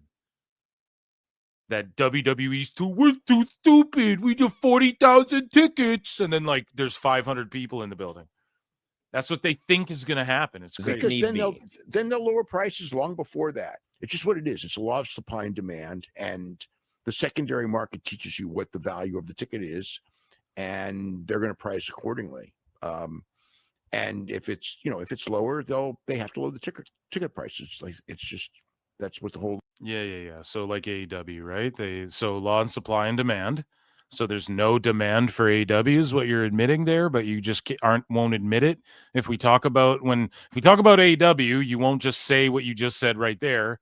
But when you're talking about WWE, you'll even defend them with the thing that owns you. So, speaking of WWE, we talked about Niccolo Piccolo before. Somebody asked, who's the best pro wrestling manager in 2025? Filthy Tom Lawler goes, Niccolo Piccolo. That's fucking hilarious. So, WWE reportedly feel they can book talent for TNA and AAA without additional pay due to talent working a reduced schedule. So Dave Meltzer had this to say about, it was exposed, I guess, that Ridge Holland and some of these wrestlers would be booked on TNA, and then it just counts as like their guaranteed pay, which even I will go out and say it's not like fucked up, like, man, that's fucked up, you know, like you got to work anyways. So you're working TNA instead of a live event, or, you know, you work I mean, you're under contract, it's guaranteed. But I thought for sure they were giving people little bumps to go to TNA at least, right? Like, Trick, dude, you're doing this. Here's, you know, I think it's kind of fucked up that maybe not AAA because they own AAA. So it's like, hey, do you guys want to go to Mexico? It's not like they can gun to your head. You have to go to Mexico and do a show or work on AAA or whatever. But when they see the marketing opportunity, if you're like a Lola Vice, why the fuck wouldn't you jump at that? You're not going to say no, right? So AAA, it's like, okay, if they're not paying you extra, I kind of get that. But TNA, they don't own TNA. So it's kind of, well, come on, brother. You know, you go and work another territory, you don't even get a little bump or whatever. What the fuck? So I guess you could consider it, though, like a talent exchange. So WCW and ECW had those situations where, like, Cactus Jack went down to ECW so that WCW didn't have to pay ECW or some court thing. Like, I don't know. It's in the rise and fall of ECW. You know, there's been shit like that back in the day. So maybe you could look at it that way, right? Like, well, hey, these TNA guys are on our show. You're going over there. It's just a talent exchange. It's just 1 for 1. So no, they're not getting bumps either for being on our show. Okay. You know, like that's fair. That's good business, right? I'm not the guy who hands out the shekels, right? So WWE reportedly, so Dave said this: if WWE talent works for AAA, which is part of WWE anyway, or if they work for TNA, they don't get paid extra because except actually Bryan, because everybody is on a guaranteed contract. You make this much, fucking Kevin Nash. They book you as they see fit. It can be for other companies. Hechicero. That's just how it works right now. From their standpoint, it's like, except, based on previous generations and even a year or two ago, it's like, these guys, the fact is that you're going to be working far less dates for that guaranteed money than you would have been even a year ago because they've cut way back on shows. So there you go. Truth be told right there. So because they've cut way back on shows, and it's essentially for most people 1 day a week, that they might book you a second day a week or for a TNA taping or go to AAA, whatever the deal is, it's like you're still working a lot less dates than for most people they've expected to work when they actually signed the deal in the first place. Hey, it's, Dave is saying that's how they feel. So, I think anybody could kind of piece that together, but hey, if Dave wants, maybe someone told him that, who knows? So Dave had this to say about the SmackDown number. We're going to talk about AEW stuff, don't worry. But Dave had this to say about the SmackDown number. He goes, this Friday SmackDown number is the one that people are jumping on more than any because it was 933,000 viewers and 2.20, and it was under 1 million. Well under a million. Yeah, we get it, Dave. You know all about that under 1 million. But again, the thing there is, yes, it was against the World Series, but it was Halloween night. So you can throw that one out. I think a lot of people are jumping on that one as something between that and the attendance of SmackDown this week that shows that WWE is going down. It's doing terrible. And it's the farthest thing from the truth. Based Meltzer! Tony Khan was calling him probably to question why the fuck he was saying. I won't stand up for this fucking shit. I'm like Bill Watts. The Friday Night Wars. We went to Khan. Best guys, Tony Khan. Fucking based Meltzer, dude. It is not at its peak. It is very clear that the peak numbers that they were getting before, we're past that and things are down. But they're not in danger zone or anything like that. God damn it, man. They're speaking some truth to some fucking sickos here. Now, the cope and seethe and the biases run strong, and we're going to prove all of that in just a moment. So the last thing on WWE is that Dave Meltzer claims, allegedly, that WWE tried to hire him and Bryan fucking Alvarez. Oh my God, it's the greatest thing I've ever seen. So Dave Meltzer says WWE once tried to recruit him right after Monday Night Raw's ratings slipped below the 4.0 mark. Dave, the only mark slipping is you. Fucking Mark! So Dave had this to say.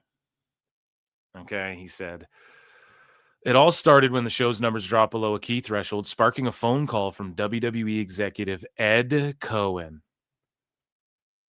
Now, this is Dave fucking saying this. Who knows? I don't believe him for a goddamn second. Or if he did get a phone call, it's just not interpreted. He's just lying about what the phone call was actually about. know, you goddamn liar! But he says, I got a phone call from Ed Cohen from WWE, and it was just like, he said that he's doing it out of, what was the word? Like his idea. But, I sensed it wasn't his idea. My spidey senses. Dave, you have the worst sensibility of anybody in the IWC. And he's like, really pitching me and everything. I was like, nah, not interested at all. I had none. Oh my God, Dave, you're fucking lying. Dave, there's no way you believe this. And here's the thing. Dave got a call from Ed Cohen to say, or like that didn't even happen, right? But it was like something unrelated, but he's just adding this extra like, oh, well, I had this feeling. And he doesn't even say what he said, Ed Cohen, and it was just like, he said that he's doing it out of, what was the word? Like his idea. But I sensed it wasn't his idea. And he's really pitching me and everything. I was like, nah, not interested at all. I had none. Bro, you're fucking lying, Dave. You wish you were there booking fucking WWE. I shot it down immediately. I wanted to be a sports writer. People go, oh, you wanted to be a booker? Well, you wanted to be a pro wrestler? Never wanted to be any of those things. I wanted to be a writer, so I did that. Here's the thing. Liar! You guys remember when Ole Anderson like destroyed Dave Meltzer and said to him, like, bro, you think you'd be a good booker? Why don't you book then? And Dave went, well, I wouldn't be a good one now. Not in this era. Not in this era anyways.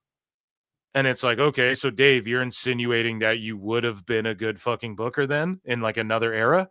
Okay, well, here's an era where they're calling you allegedly, but you're fucking lying. Bro. You're lying. Are you sure about that? And they gave you the opportunity and you're like, no, I'm a sports writer. Bro, you don't write about sports.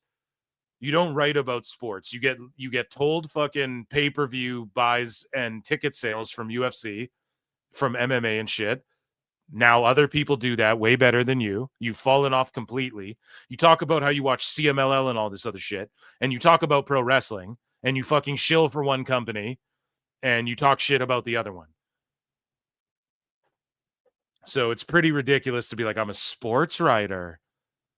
I write for Patrick Mahomes in the NFL, Bryan. Like, no, dude, Ole pulled your card on that.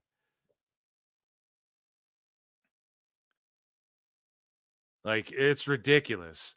Dave, the same guy who's like has reported people were dead when they weren't dead yet, and used fake internal memos from Fightful Discords and things of this nature, has too much journalistic integrity to fucking take a job with WWE booking wrestling now he would rather just write about it and condescend people and go, you don't know what you're talking about if they did this. I actually pitched this to Tony Khan.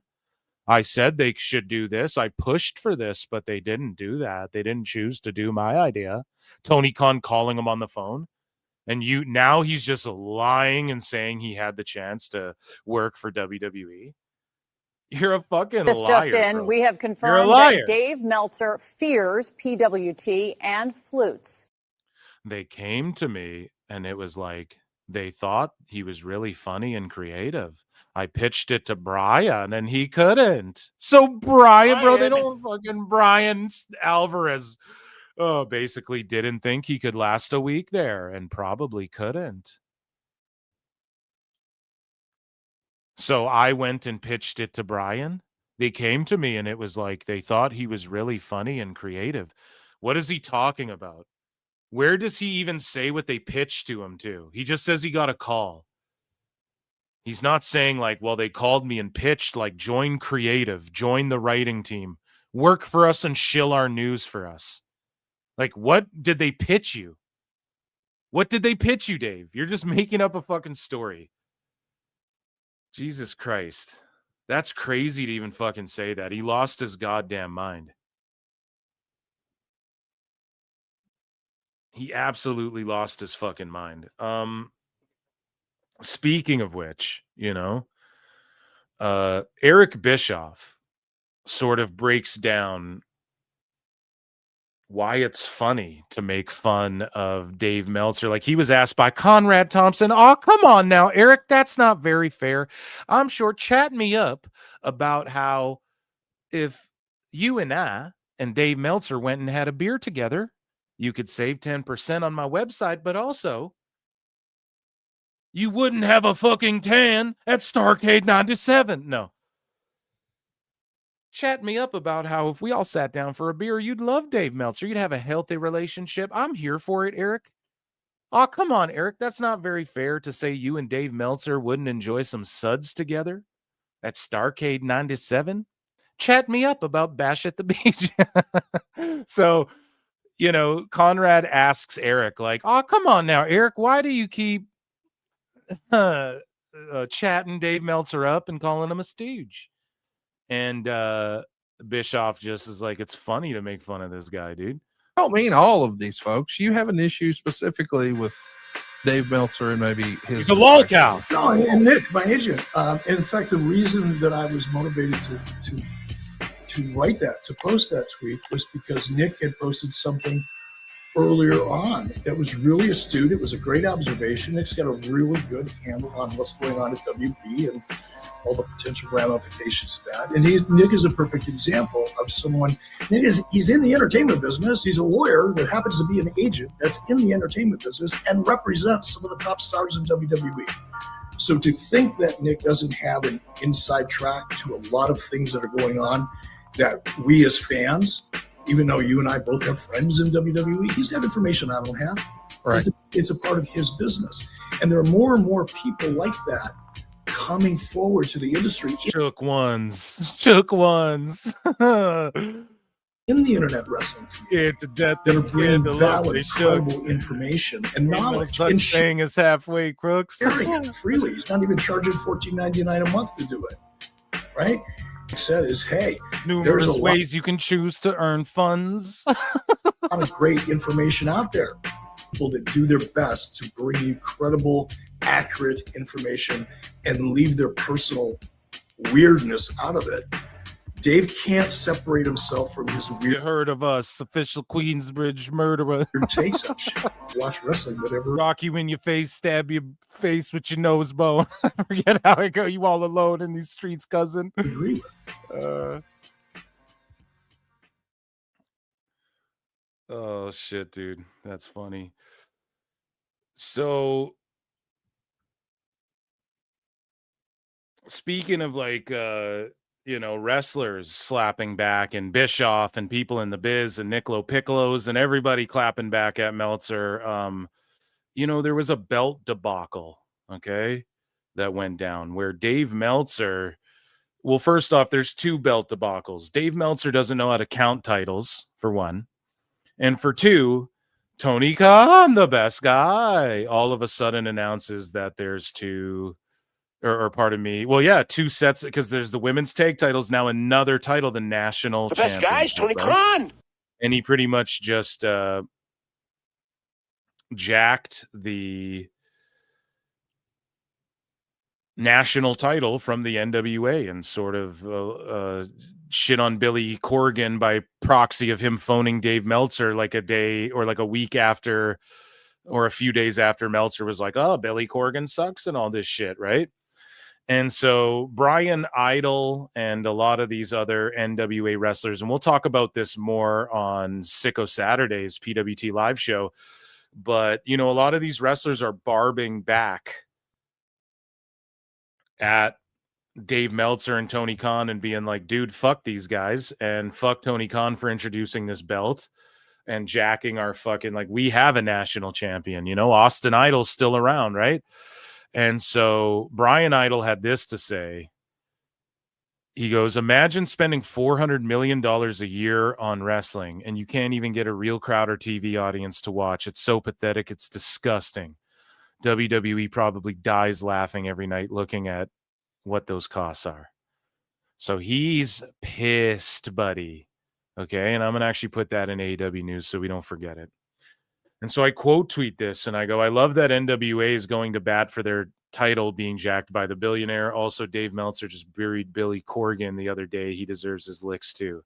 And then Bryan Idol responds and he goes, Meltzer is an effing turd mark on TK's payroll.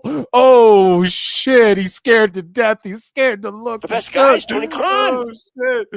It is yearbook. Fuck Cranbrook. Oh, my God, dude. Holy. So Bryan Idol just went in on Dave Meltzer there.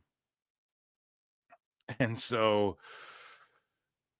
in another belt debacle here, right? This guy posts, John LaRocca posts, oh, that is what AEW needed, another wrestling championship, AEW Dynamite. And then it's like a kid playing with WWE toys. And so Dave goes, totally agree. Also, AEW plus ROH equals 17 titles. WWE plus NXT equals 19 titles. Plus WWE. So imagine this being your fucking code. Learn, baby, learn. Oh my Meltzer God. Inferno. The cope is plus WWE features AAA titles, which makes the total 26. When AEW is at its most popular, it had four titles. Ugh. Yeah, so you agree, less titles is better. Here's the thing, though. So what about the CMLL and the fucking what about the CMLL titles? What about the Nuge titles, bro? Takeshita's running around with it. You guys put out confetti and fucking streamers for Moxley when he came out with the Nuge title. What are you talking about? Oh, now that you got to count the AAA ones. Okay, so what about fucking Nuge and CMLL then, dude? How about this? How about Mercedes Monea? Sometimes in life, you got to be a hoe. One person on the roster comes out with 12 titles. Dummy. Yeah. One person on your roster. So, WWE plus NXT equals 19. Mercedes has 12 titles, buddy. What the fuck are you talking about? 12. You fucking mark.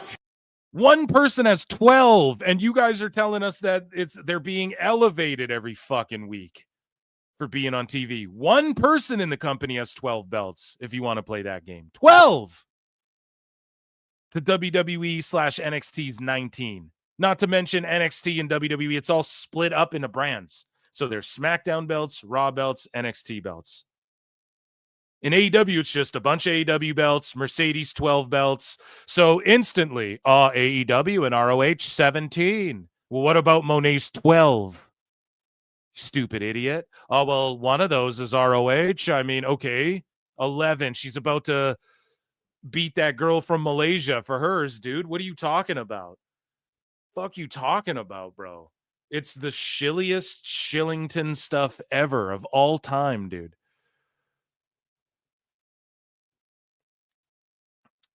So, yeah, I don't even know. He's felted, man. That's all it is. Dave Meltzer's belted and felted right now.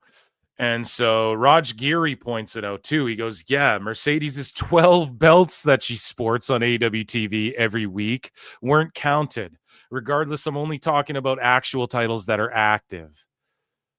right? And then Meltzer said called it out as well. He's like, how come Dynamite Dave didn't include the CMLL belts in his Meltzer math equation for AEW? That's the Meltzer math. Meltzer math, it's just ridiculous, Brian.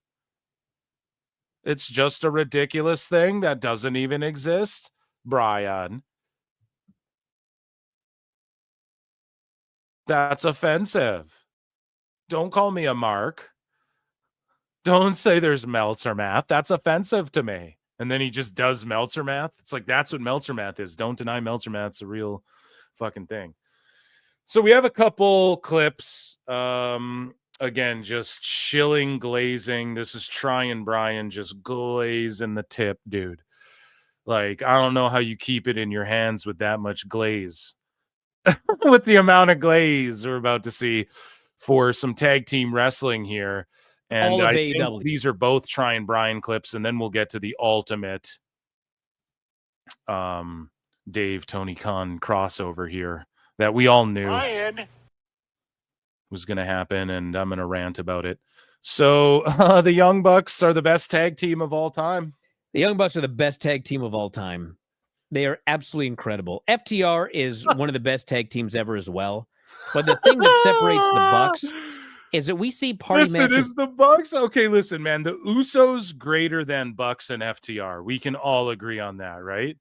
New Day and Usos surpass Bucks and FTR. We can agree those two teams, like of that era when Bucks were really cooking, like FTR were on the come up, and that was like the Smark matchup. The Smarks wanted to see fucking FTR. That's where they got their name FTR, because it was like fuck the Revival or whatever. But around that time, I'd say New Day and Usos were like goated. They were like the two best teams. They were the tippy top, right? So the Bucks, yeah, like outside of WWE, okay, I'll hear that argument. They were the best tag team. I would argue the Briscoes were right up there. And I was late to the Briscoe train as well. But even I can admit, like, I don't know, dude, when you either way, whatever. FTR for sure at one point, like in 2023, I want to say when they were feuding the Briscoes, like if you want to boil down just like tag matches and matches that made you fucking feel something with their promos and shit, and giving us a story again, they'd keep it in Ring of Honor because they didn't want them on Dynamite and shit. But the Briscoes having to like take to the internet to cut promos and shit, that I think that ruled. I think that was like peak FTR. I don't think they've quite been at that level since. Bucks, I mean, yeah, you could argue they're one of the. I don't like hate the Bucks in a way. Like if they went to WWE in the tag division, I wouldn't like hate that. I'm not against them. I just think that they have really hurt AEW more than they've helped it with their backstage shit. That's my opinion. But what do I know, pal? I'm not back there. But I mean, the two greatest tag teams of all time or whatever, when people put them in that discussion, I don't know, bruv. You got other teams that are just clearly ahead. Like even in their era, I think New Day and Usos cleared them, all the time. Okay. All the time on this show. But whenever you put the Young Bucks in a party match, there's some crazy imaginative thing. Like every single time, they have such incredibly. The problem is that this is always the match they're in. They're always in a fucking 3-way tag or a 4-way tag. So I get it, bro. You love the Bucks. You're just glazing the tip, though. Imaginative ideas for these tag matches. And even by the standards of AEW 4-way party matches, this one was like out of this world. It was so absolutely incredible. Just an incredible match. And the place is going wild and from start to finish. I mean, I think the crowd was pretty hot if my memory serves me correct, Brian. I think that crowd was cooking for their Fright Night Dynamite. That's the thing, man. They're fucking fans. They're dwindling down, but they're like hot for. Well, the last. Actually, no, I take that. But the last show, they were kind of seemed like they were sitting on their hands. But like most of the time, I always note I'm like, well, the crowd's into everything. But again, it's like, oh, they'll still. You can expand the crowd, and they can still all be into everything if you haven't seen what other companies are doing. It's just. I mean, this match was one of the best AEW matches of the year, I thought. It was Damn, just do I have to go back and rewatch it the way he's glazing it? How do you even hold that microphone Great. with all that glaze? The Young Bucks. Do I have to go back and watch this match? Like, what about it was so great where he's like, this is the greatest match ever? Then on the pay-per-view, he's like, oh, the Bucks were just, oh, God, they were just so good, Dave. Oh, my goodness. And it was like, bro, they did the same fucking spots they've been doing for the last decade. Like, I don't know what you're talking about. So here is Bryan here saying that Caster and Bowens is the worst feud of the entire year. Again, here's the thing. I'm not even going to say based, Bryan, because, like, is it the worst feud ever or of this year? I don't know, man. I think, like, I mean, I can't say it's the worst. It doesn't stand out to me as like, this is so bad. It's just like shitty booking. Like Tony Khan didn't do anything with them as a team to the level he could have. He made them champs and shit. Sure. He did it too late. And it was just the scissor me daddy ass thing was kind of like, all right, it was kind of getting played out. And then he split them up awkwardly. And then they didn't do anything. Caster would just randomly have open challenges when they had to like debut someone or just the biggest pop they got was when they brought Bowens out to beat Caster and Billy Gunn came out with them. And then instead of like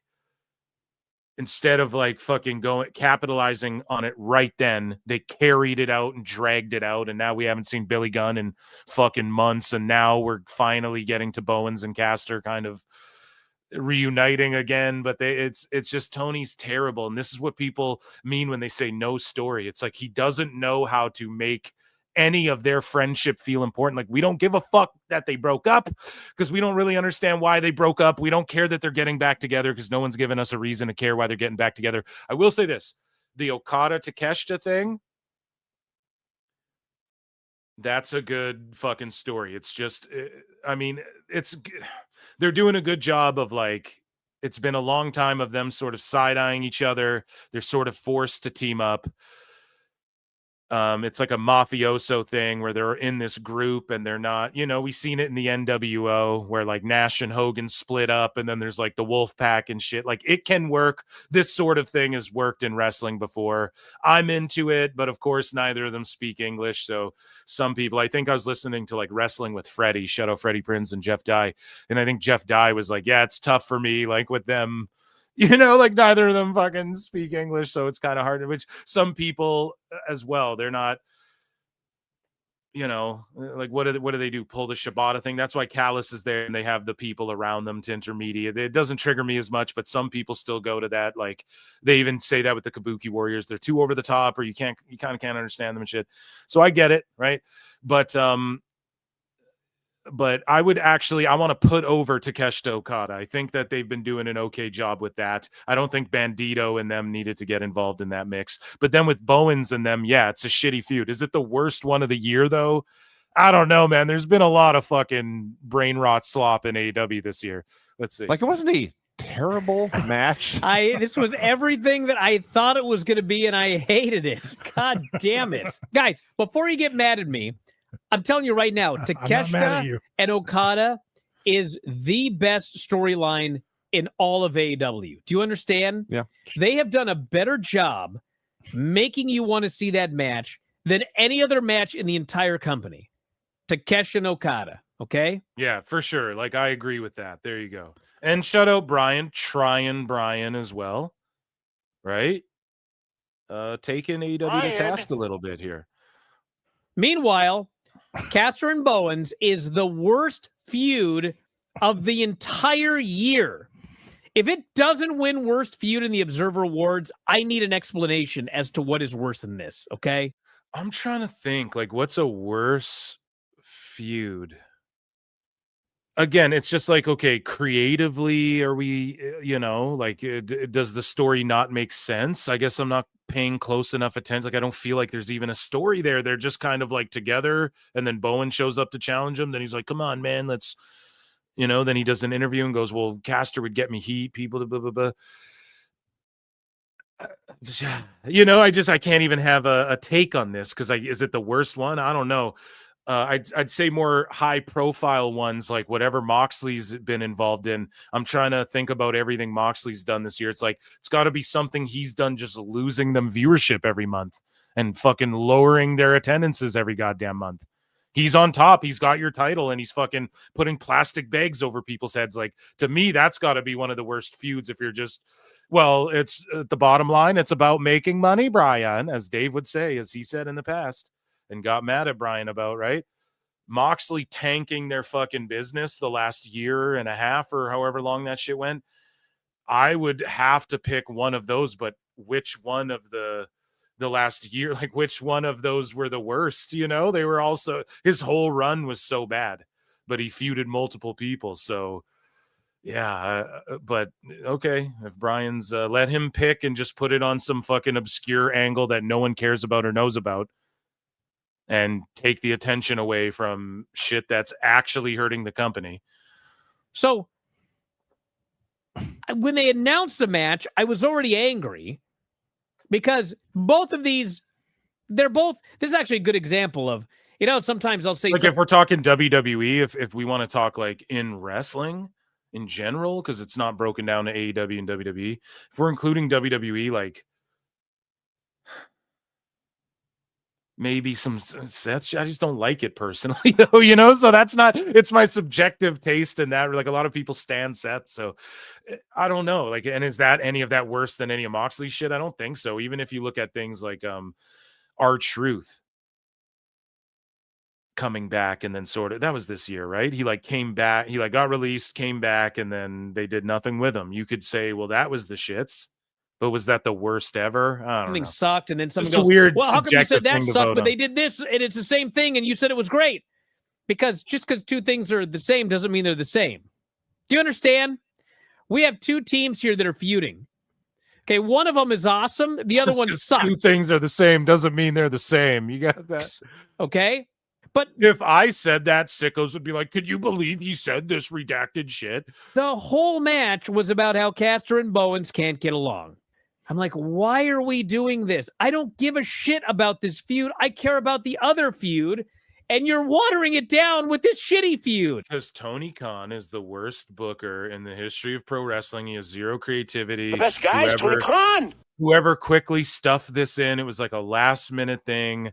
And that's exactly it, man. They beat you over the head, and then out of nowhere, they just like cool off fucking feuds. You expect Okada and Takeshita, they're on every single show, so you expect everything to bleed over and be cohesive and progress this thing along.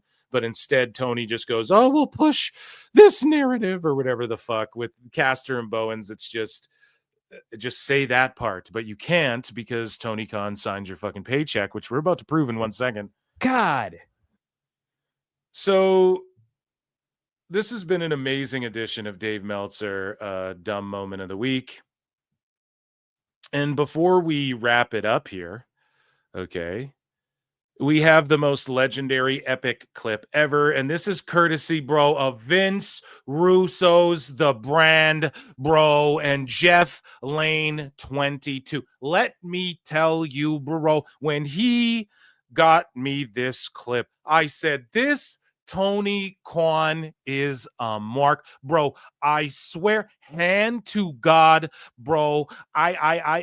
So this is a great find here. This is, I mean, it obviously happened on their show, but Jeff Lane, he pulled this clip, friend of the show here. He pulled this clip, and let's watch this with Vince Russo, Barreau, and Jeff Lane. Tony Khan calls Dave Meltzer in the middle of a fucking show. Now, if you guys were paying attention to PWT live show last night when I was roasting Aubrey Edwards and Will Washington, they fucking sniped me. Okay, so I'm not getting phone calls from Tony Khan or Triple H. People want to say Phil the Shill, dude. I ain't getting calls from none of these motherfuckers. I ain't even getting calls from Conrad. I don't even get calls from Blue Chew, right? And so Dave Meltzer, though, the guy who everyone is like, you know, Tony, he's got Tony in his back pocket, or he's in Tony's back pocket, one or the other. I can't tell. They're the couple that put each other's hands in each one of their back pockets. You know what I'm saying? The couple that walks around, they're each cupping a cheek, dude, and they got one hand in each fucking, you know what I'm talking about. And so that's how Dave and Tony walk around when they meet up. That's how they hug each other. That's their special handshake. But Tony Khan called Dave Meltzer, man. He called him on the air, and it's pretty funny how Dave didn't learn from when, like, calling jackass or whatever, and whoever called him, it was like some dirt sheet writer called him or whatever, Wade Keller or whatever the fuck. Sorry if I get mixed up who it was, but we'll just say it's Bix and Span. That sounds more fitting, right? No, but you know, Dave, you think he turned that voice like, this is who's calling? Like, why would he even have that on? Who wants that? Who calls people in 2025? You know what I mean? But for real though, it's like, why would you want, like, this person's calling? Let's say you're sitting in like a public place and he just wants it to be announced to everyone. I don't get it. I don't get why Davey's just such an old motherfucker. But you know, this is an indictment of AEW. This is an indictment of Dave Meltzer right here. I've said it. It just proves me right this whole fucking time. Proves so many of us right this whole time. Like, dude, they're calling. I put a poll in the chat as well, and let me know if you're watching this in clip form. Time Cop in the comments down below or in the chat. Vote in the poll. What do you guys think? Like, how often do you think Tony Khan and Dave Meltzer phone each other or speak? Once daily minimum? Once weekly minimum? Once monthly minimum? Or they live together is the last option. But, I go with the latter. I think they are building a nice, I think Dave like lives in like a doghouse and he just is there with his tongue out. The best guy, Bryan, Tony Khan. Right? And so Tony Khan calls him. It just confirms what everybody's been saying, though. Like, these guys are buddy-buddy as much as they want to pretend they're not. Tony Khan's calling him while he's on the air. Also, Husey let us know that Tony Khan called Conan to be like, I actually don't wear glasses anymore. I don't need them. I actually don't need glasses anymore. I got LASIK surgery, so stop making your thumbnails like that. And then now he wears the fake Drew Carey glasses on TV. So that's fucking hilarious, right? But in this instance, he's calling Dave Meltzer on the air and just confirming what we all thought. Like, why else would he even be calling any dirt sheet? Like, to tell, like, Triple H ain't calling Dave. So Tony's calling him and telling him directly from the source, like, Dave's not going to ask him questions, or when Dave's talking shit about AEW Creative, or when Dave says, I pushed for this and they chose not to do that. So, like, what do you mean? Are you getting group calls from Tony Khan and shit? That's what we speculated on. They get exposed right here. All right, let's go to Dave Meltzer video. Now he's going to get a phone. Go and check out Vince Russo's Patreon. Phone call. It's not Andrew Jackass this time. Okay. But you got to listen. Listen for the phone Andrew call. Zarian. I got it wrong, right? Andrew Jackass, right? And people thought it was like Andrew Zarian or one of these other guys. Sorry, Wade Keller and everybody. Bix. 5 final boss engaged. You know, it always works at first, but in the long run, you end up back where you were, just with a lower price. So anyway, well, Tony Khan. Oh, the best guys, Tony Khan. Dude. Could you imagine if it was like Triple H? Oh, listen to that one more time. You know, it always works at first, but in the long run, you end up back where you were, just with a lower price. So anyway, well, Tony Khan. What could he possibly be calling him for? To tell him exactly what to put in the Observer? To be like, did you see this bullshit? Hey, this is the card rundown for tomorrow. What do you think? Like, I'm just laying out options of what they could be. So when Dave says, I actually, I pushed for this and they didn't do that. So that was literally what he said. We covered it here on Dave Meltzer Dumb Moment of the Week. That's literally what he said. So he's calling you and you're pushing for shit. Now, when Brian's like, well, you text Tony and you guys know this shit. I think it was like a year or two ago. Bryan was like, dude, we don't know this stuff. Like, you guys text and we don't know. Oh my God, it's the greatest thing I've ever seen. Like the storylines you guys are going over in your heads, right? And so it's worse than that. It's not just like he's texting tone, two texty two-tone, right? I don't even know. Two-tone, am I right, fellas? So, Tone's texting him. We know that, but Wavy Davy's like calling him and consulting, and it's official. They're consulting. Like, what else was that other than a consultation? No, I just phoned to check in on him to see if he watched the Time Cop Blu-ray I sent him for an early Christmas gift. Like, what could it be, buddies? You're clearly in cahoots, and it's what everybody. All right. And just one more time, we'll listen. But in the long run, you end up back where you were, just with a lower price. So, anyway, well, Tony Khan. Wow. So, like, what else could it be for other than here's the card rundown? Dave, do you think this would be a good idea? Hey, this story.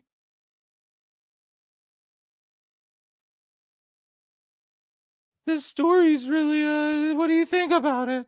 There's no story. So, as fucked up as that is, and I think this is why, in conclusion, this edition of Dave Meltzer Dumb Moment of the Week has mostly been centered around like AEW versus WWE, obviously, but Dave and Bryan having a lot of base takes about WWE and AEW, like actually keeping it real and putting over some shit. They choose to get too triggered over kayfabe, but I mean, if Bryan wants to say, listen, like, I'm just doing a shtick where I'm marking out and fanning out and just burying shit, that's cool, but it's tough when you're supposed to be like an insider journalist news guy. That's where it makes it tough. You just have to say I'm a redact joking around, right? But it's been centered around a lot of their base takes, but at the end of the day, Tony Khan's calling Dave, and I think Dave was he still went a little delulu this week, but I think Dave was being a little less egregious. Let's put it that way. Some of this shit's just too egregious to even claim that, but I think he was being a little less egregious because he knows that that's a bad look, having Tony Khan call him on his fucking show. Like, even Dave has to be self-aware enough to understand that moment is just like the nail in the coffin for anybody who ever questioned whether or not he's a shill. And it's not a matter of like, we knew, but just to see the confirmation, it's like, okay, we know that there's there's like fucking a plant that lives on another planet, let's say, in the, you know what I mean? Or there's like an alien on it. There's life on another planet. If there's water, there's life, and there's planets with water. So that means there's life of some form. Okay, but unless I see it, I don't give a shit. At the end of the day, it's all just rumors and innuendo, but that just confirmed. It just confirmed what everybody thought. The best guy is Tony Khan. And, yeah, shout out Jeff Lane for finding that one. And shout out Dave Meltzer and Tony Khan. As long as Tony Khan is hedging his bet on like the sickoiest of the sickos and Dave Meltzer, he's never going to get ahead. He's always going to fall behind in the pro wrestling landscape. And it's okay if he likes what he likes and he's like artificially inseminating his way in the annals.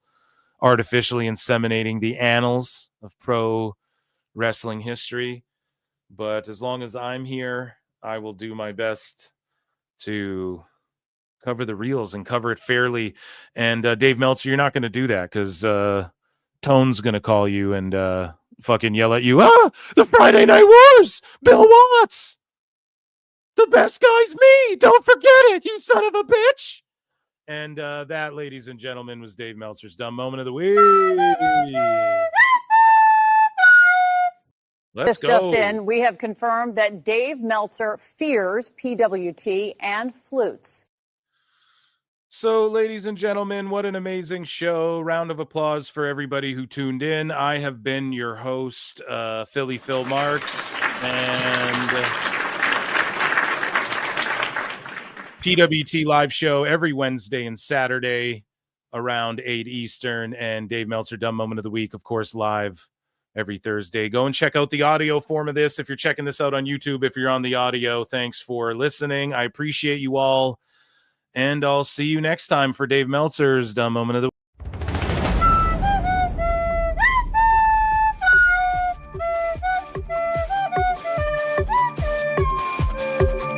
Oh my God, it's the greatest thing I've ever seen.